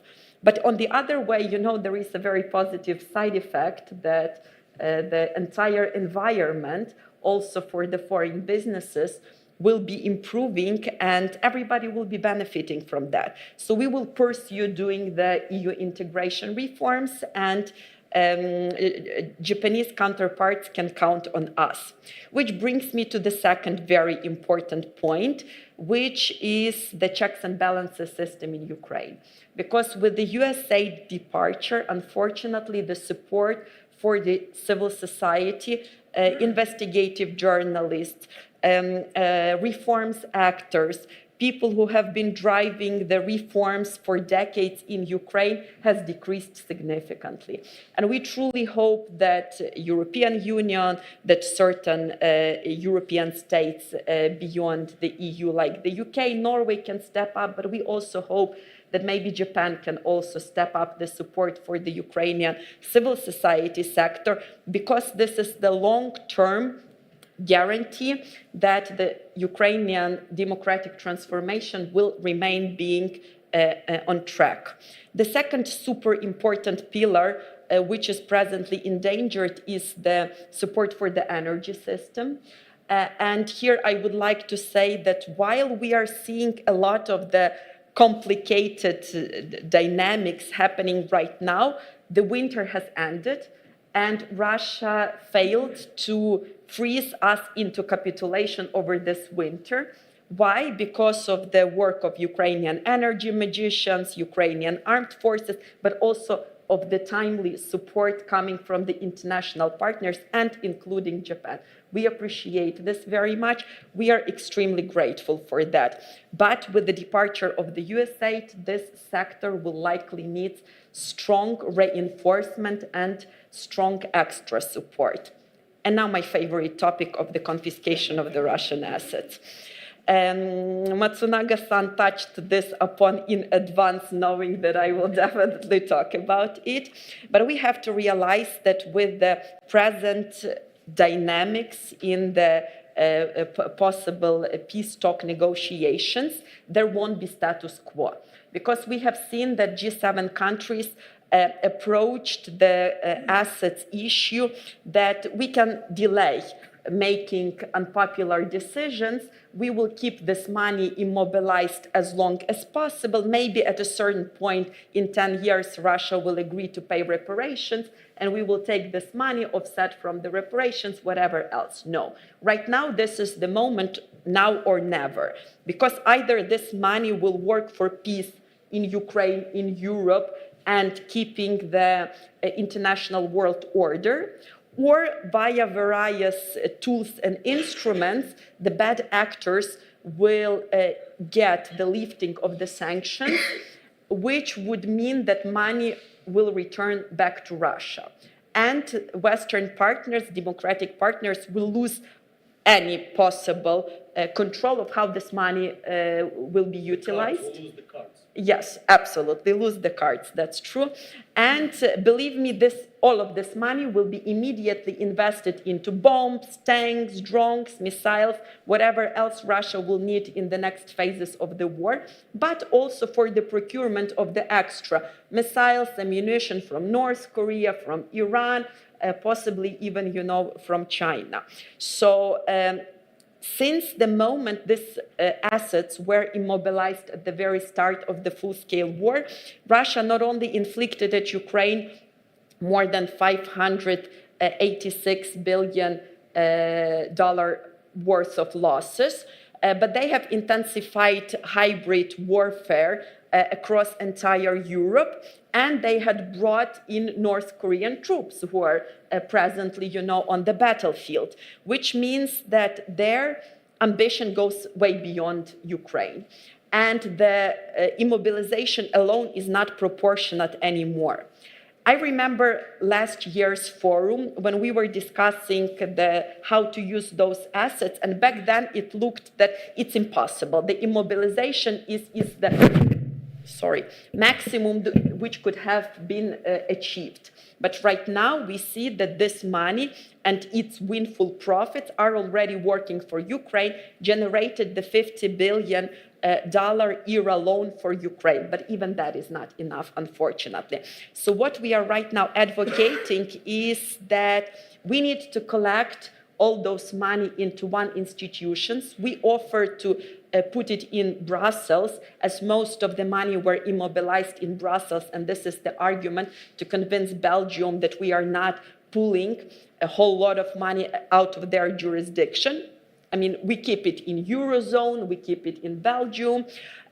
We will establish this Ukraine Development Bank, we call it Ukraine Restitution and Reconstruction Bank, which will be governed by the best independent structure board of directors, with the countries from supporters of Ukraine like Japan, European countries,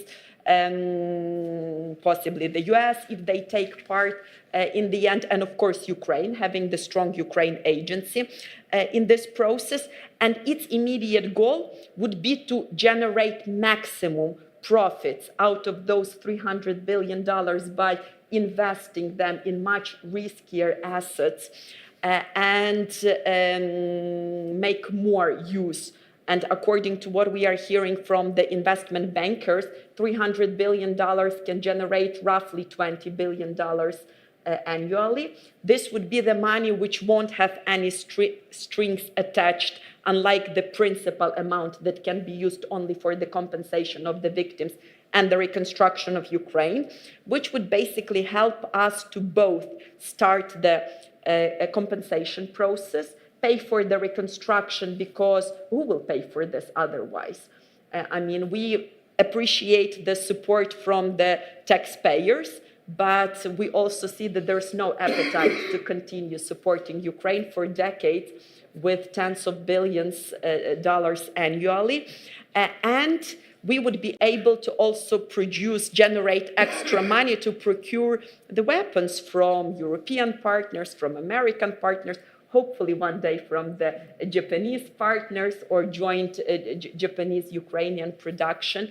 And this way, we would be able to make sure that Ukraine has the sustainable source of funding, which will be free of any political domestic turbulences in our partner states. Thanks.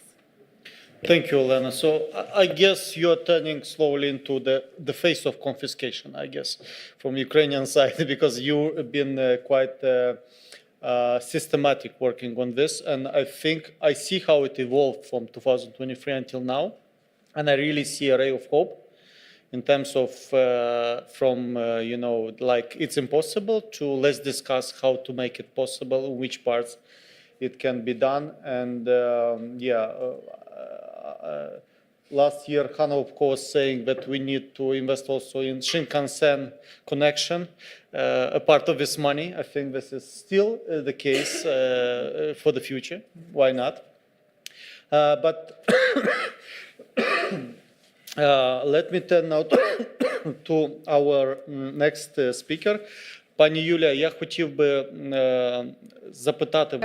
Madam Yulia, I would like to ask you what changes have you seen on the level of politicians, on the levels of society, in terms of acceptance Ukraine, seeing Ukraine in Japan, what shift have you seen in the course of these 3 years? And do you see the same level of support? What have changed? What do you think? What is the current stage? How would you describe it? Dear participants, many thanks for inviting me and letting me join the discussion. I'm happy to talk to the main experts in Ukrainian-Japanese partnerships. Yes, the change took place, and I would like to describe and also to tell you something about the educational field. In Japanese society, there is a high level of solidarity with Ukraine. And of course, preconditions of this is the support, official support of the government and media. Government and media in Japan support Ukraine. Ukraine is present in the information space, and of course, there are a lot of news about Ukraine and the United States, but I would like to remind you of the fact that big newspaper, the biggest newspapers of Japan wrote a lot about the 3rd anniversary of the war. And the editorials of these newspapers talked much about the humanitarian crisis and all the difficulties. And one of the topics is the topic of the migrants. Today, we just briefly mentioned that Japan welcomes Ukrainian refugees, but this is a historical shift for Japan, and this happened against the backdrop of the beginning of the Russian war against Ukraine. So to host now about 3,000 Ukrainians have received a shelter in Japan. For that sake, Japan revised the mechanism of migration legislation. Historically, Japan is not a country that is that open to refugees. And if we speak about figures, this is 70 individuals a year. But in the context of the current situation, Japan has welcomed more than 3,000 Ukrainians. Moreover, last year, more than 1,000 Ukrainians had temporary protection status. That's a new status in the country, and they received access to the Japanese labor market and social protection for the first time in the history of Japan. That must be mentioned, and that is the reason why Japanese media are paying a lot of attention to social integration of Ukrainians in Japan and to challenges in the society. So speaking about Japanese media, I would like to express gratitude to participants on the Japanese side, academic colleagues, diplomats, representatives of research organizations that are actively involved in covering events in Ukraine in the Japanese media space. Here I do believe being here that we are very lucky to have this kind of advocates. Speaking about media support of Ukraine and the image of Ukraine in Japan, I'd like to mention cooperation of NHK and Suspilne, which is supported by JICA. And in the recent 3 years, there have been several iterations of exchange of experience between Japan and Ukraine, and that generates important results because Japan develops the content that makes it possible to disclose, to speak about the events in Ukraine, to deepen understanding of Japanese of the Ukrainian events. For example, before the 3rd anniversary of the full-scale war, NHK showed a documentary about Ukrainian women at the front line in the military. This is a very sensitive topic for Japan. And about the role of journalists, let me mention how the member of the Association of Ukraine, as a member of the Association of Ukrainian Studies, this year the association attributed the award to two journalists, not to researchers. These are the journalists who cover the topic of the Russia-Ukraine war, and where they cover testimonies of Ukrainians, and they were very popular. So we have a lot of media support. The image of Ukraine is sufficiently positive in Japan, but the challenge is, let me reiterate that, because today we spoke a lot about solidarity, but often solidarity is about emotional factors. Japanese feel compassion to Ukraine, and the more tragic the news, the higher the solidarity level, while where there are no tragic events, it may go down a little bit. But then the question is how to keep this focus on Ukraine. So we shouldn't rely only on the tragic aspects of the Ukrainian situation. We need to uncover the historical backdrop of the war. We need to speak about that this war is not the first Ukraine-Russia war. We need to speak about cyclic nature of these historical events. I would also like to say a couple of words about the cultural diplomacy. Mr. Chaika has mentioned already the role of soft power and cultural democracy.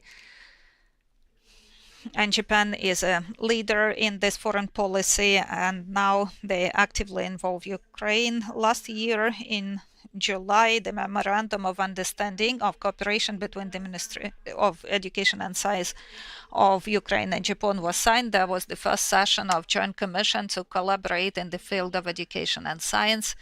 Japan is actively involving Ukrainian researchers, not only in Japanese studies, in different areas for this exchange, and only on the monthly basis due to JICA there is an academic exchange. Yesterday in the Tohoku region there was a visit of the Ukrainian delegation that studied experience of recovery, reconstruction after the earthquake in Japan in 2011. About 100 Japanese universities hosted Ukrainian students and MA students, researchers, offering them special stipends without mandatory command of the Japanese language. Only in the first year, about 500 Ukrainian students got access to Japanese universities. That's a very important contribution and investment in the future relations between the countries, considering that a lot of Ukrainian students stay in Japan, and here we need to speak about that. Where possible, Ukrainian students, especially if they pursue their studies, they have the opportunity to develop their academic and educational links. Last year also there was the launch ceremony for the consulate in Kobe, and another institute, Ukrainian Research Center, was launched under the auspices of the university. Both institutions are led by Professor Yoshihiro Okabe and the current president of the Association of Ukrainian Studies. That's another step to support this exchange between the countries. Mr. Sheiko was speaking about that. It is important to have a certain infrastructure to develop this cooperation. Let me mention that in Japan, we have 8 Ukrainian organizations, and in the recent years 3 more arose that were founded by Ukrainians who work to develop the positive image of the country. These are Ukrainians engaged in various activities, festivals, and rallies to support Ukraine in Japan, and these are people who create the positive image. Ukrainian community in Japan is only 4,000 people. This is 0.1 of the 3 million of foreign population, but they are active, and that's an important factor. So we need to continue this collaboration. It is there not only due to activism of Ukrainians. Of course, we are active. We really want to lobby these links, but this also proves that there is high demand in the Japanese society. They want to know more about Ukraine. And again, this is about my dream. And as a researcher of Ukrainian studies, I want to promote that in Japan. Unfortunately, the Japanese academic community does not respond that quickly, and Ukrainian language is only learned so far in 5 universities, and Ukrainian studies as an independent discipline that should leave the shadow of Russian studies. This is something that we need to work on, and I invite all colleagues on the Japanese and Ukrainian side to contribute to that, because if Ukrainian studies develop as a discipline, it will be much easier for us to explain who we are, and as His Excellency said in his interviews, we have this huge historical ancestry, and this is what we need to speak about. This is what we need to promote in the Japanese society. So Ukraine is still little explored and known in Japan. This is several statements on my side. Thank you. I would say helicopter view on the moods in the society, cultural track, university track. I think this is the bond which we need to develop if we want our relations to be sustainable. And what you mentioned about the solidarity is, of course, it's really important how to turn this solidarity into something permanent, sustainable, functional, practical, for years to come, because solidarity is, as you said, depending on what happens in Ukraine. But we need something more stable. We have 10 minutes, 9 minutes before I have to end this session, so I would like to ask if there are comments or questions from the audience. Does anyone have anything to raise or to comment or to ask any question about the discussions we had? I see Alena is willing to intervene. I am very grateful to Hideki Matsunaga and to JICA, because no matter what's happening, JICA is always involved. But this is a very concrete question, and basically it was mentioned in the speech of Olena Halushka. Is JICA considering now that in some way it will be possible to cover the needs for the former USAID projects in Ukraine, in particular in the energy sector and the pressing needs? Because we know that there is even USAID equipment that is vital to support our energy system, but it got stuck in the neighboring countries, in neighboring ports. I will not name them today. So whether there are any serious discussions about that? Thank you, Aliona. Sorry I couldn't join your trip to Japan. That's a pity this year. No okonomiyaki this year. Yeah, okay, yes. We went to Hiroshima together 2 years ago and had lots of okonomiyaki. Yeah, so this year, no okonomiyaki. Sorry about that. I think it's the withdrawal of USAID from humanitarian recovery reconstruction has given the huge impact to the progress of humanitarian recovery, all aspects of their efforts Ukrainian government is trying to do. And I think the way USAID work and that we work slightly different. So maybe it may not be that easy to take over, for example, contract which USAID is doing. There is going to be legal issue as such, but as a sector, like for example, energy sector, we would like to see what is going to be the gap and what's happening, and try our best, to fill the gap. Having said that, of course, we do have some constraint on our budget, but we would like to do more. And you also touch upon about about USAID support on civil society.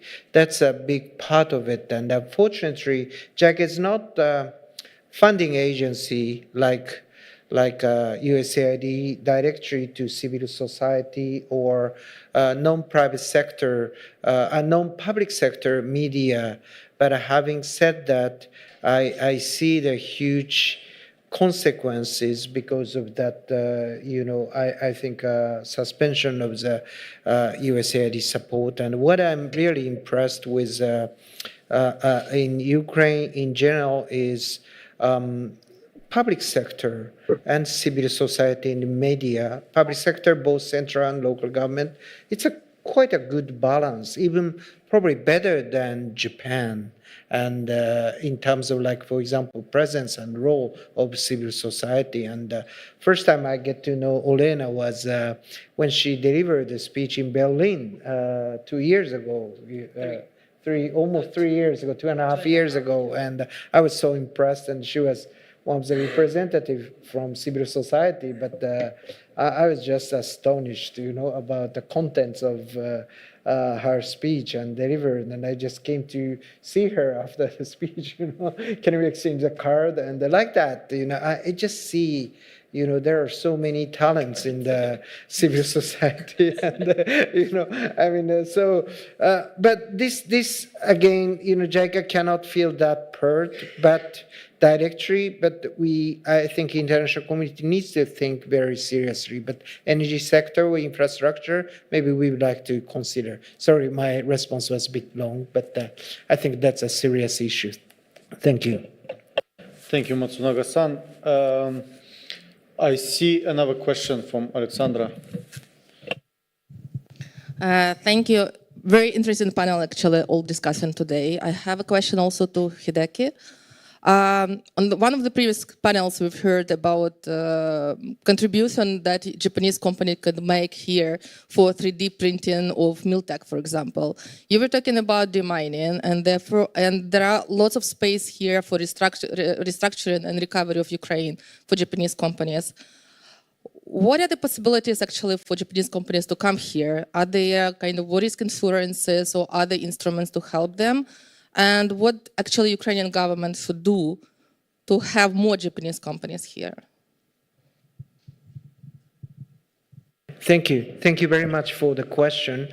One thing I really have to do is, Japan has not engaged in any war over the last 80 years, and which is a great thing, we have lived in peace. But at the same time, it has developed a little bit of sense of risk averse. So especially in the private sector, when it comes to the large companies, there are very stringent rules and the compliance rules and everything. So they are, first of all, a bit reluctant to come to Ukraine. First of all, that is a little bit of our sort of the kind of concern. But having said that, as I mentioned in my talking, there are still some middle-sized company and even large companies.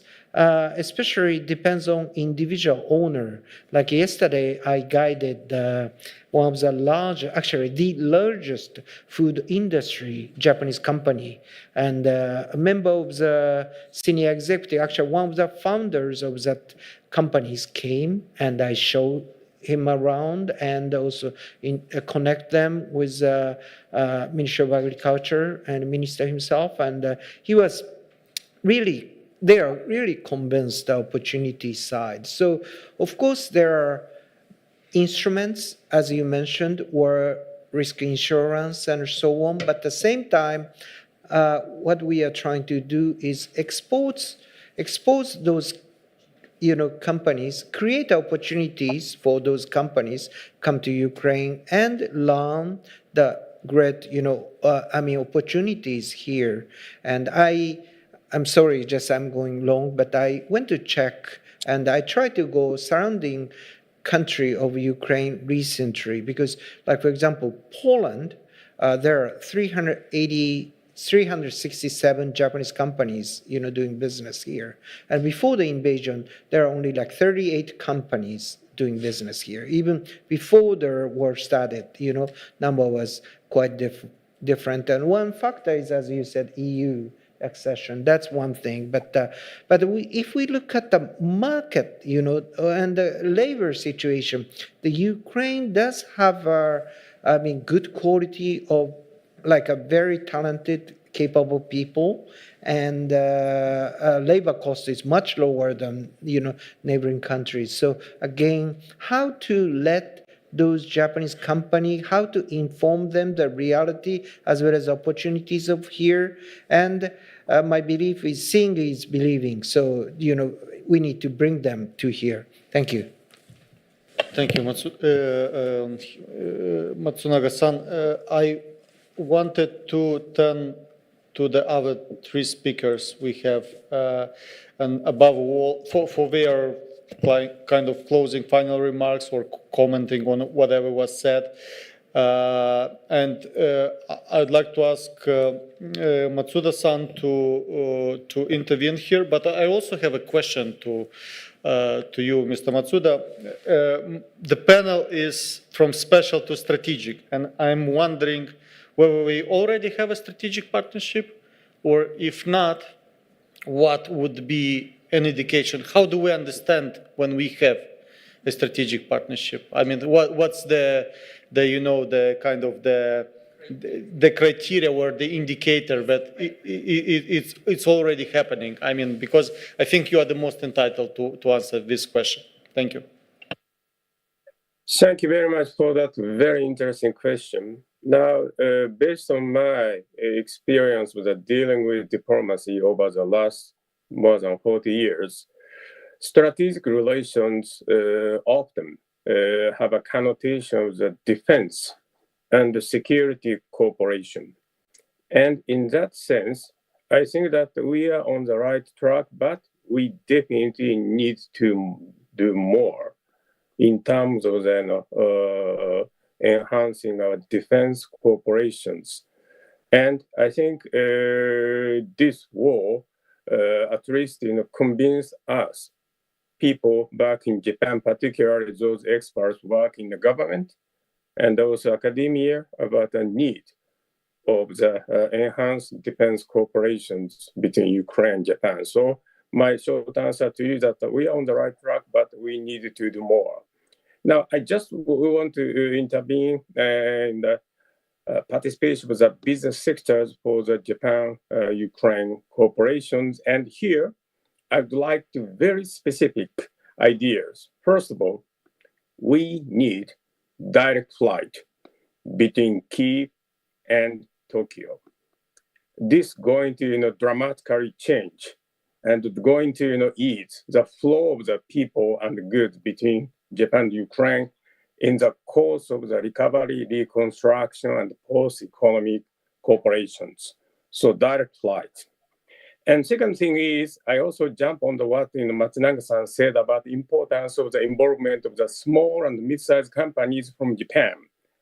With a due respect to the big name, big boys like Mitsubishi, Sumitomo, Mitsui Marubeni, in terms of the risk-taking, characters, believe me, Japanese small and mid-sized companies are much more willing to take risk. And those small and mid-sized companies are rather concentrated on Osaka and Kansai and western part of Japan. So I keep telling my colleagues in the Ukrainian government to consider opening either trade office in Osaka, second largest city in Japan, or small consul general's office. Either way, believe me, going to help Ukrainian business sectors to reach out to the Japanese SMEs. Thank you. Thank you, Matsuda-san, for these very practical recommendations. I think this will be we will collect all of them and try to kind of structure, but also for giving us an indication of what means strategic. And I absolutely agree with you when you mentioned the defense cooperation. Olena, turning over to you for your Closing remarks. Closing remarks. Well, actually, it's, the third year of the full-scale war, and it still surprises me how the country, which is literally half a planet away from Ukraine, supports us so strongly, so solidly. Thank you so much for that. And thank you so much for everybody, who continue driving the support from inside, who continue explaining to the Japanese people why Ukrainian victory matters not only for Ukraine or Europe, but for the entire world order. Thank you so much for that. And let's break all of the stereotypes and have Japan championing the confiscation of Russian assets. So it's a make it or break it moment, right? I absolutely join what you said in saying thank you. And I think geographically we are far, but I mean, in all other aspects, we're so close. Yulia, I'm turning over to you for your closing remarks. Дякую. Коли кажуть, що Японія знаходиться дуже далеко, то я завжди кажу, у нас спільний сусід. І розуміння спільного сусіда є дуже... When it is said that Japan is far away geographically from Ukraine, I always say yes, but Ukraine and Japan have the same neighbor, and actually we have a lot of much in common in our traditions and culture if we look precisely. And also I would like to express my deepest gratitude to the representatives of diplomacy and academia from Japan. My most sincere gratitude. We, the people of Ukraine, feel stable support from Japan. You are so stable and constant in your support, and we feel it. Thank you. Thank you for your compassion. Thank you for your assistance. And as a linguist, I would like to point out that the phrase just, fair, peace, this phrase is everywhere in the speeches and written ones of the Japanese Prime Minister. We are at the New York Center, we are collecting all this and we'll be trying to make one page for kind of, giving a sense of taking stock of this forum, but also giving a sense of the direction of our relations and how we can make it better. There are no closing remarks. I mean, there's no one, except whether, I don't know, Aliona would like to know. I think we are heading into the informal part of our discussion here. And basically, one experience from Japan is that I started, after visiting Japan 3 times, I started coming earlier at the meetings than on time. So it's there is an impact on the behavior. So thank you very much for your contribution. Thank you very much to Japan's believing in Ukraine and helping Ukraine. This is really important. And I'm really looking forward to the next forum, next year, with the physical presence of our Japanese and Ukrainians in Japan presence in Kiev to discuss in more detail and hopefully in a different context. This is quite important. We can maybe discuss more about investments, about reconstruction, about what to do with so many confiscated funds. We have a lot of things to work about. So thank you very much. And I would like to ask you to join me in thanking this panel.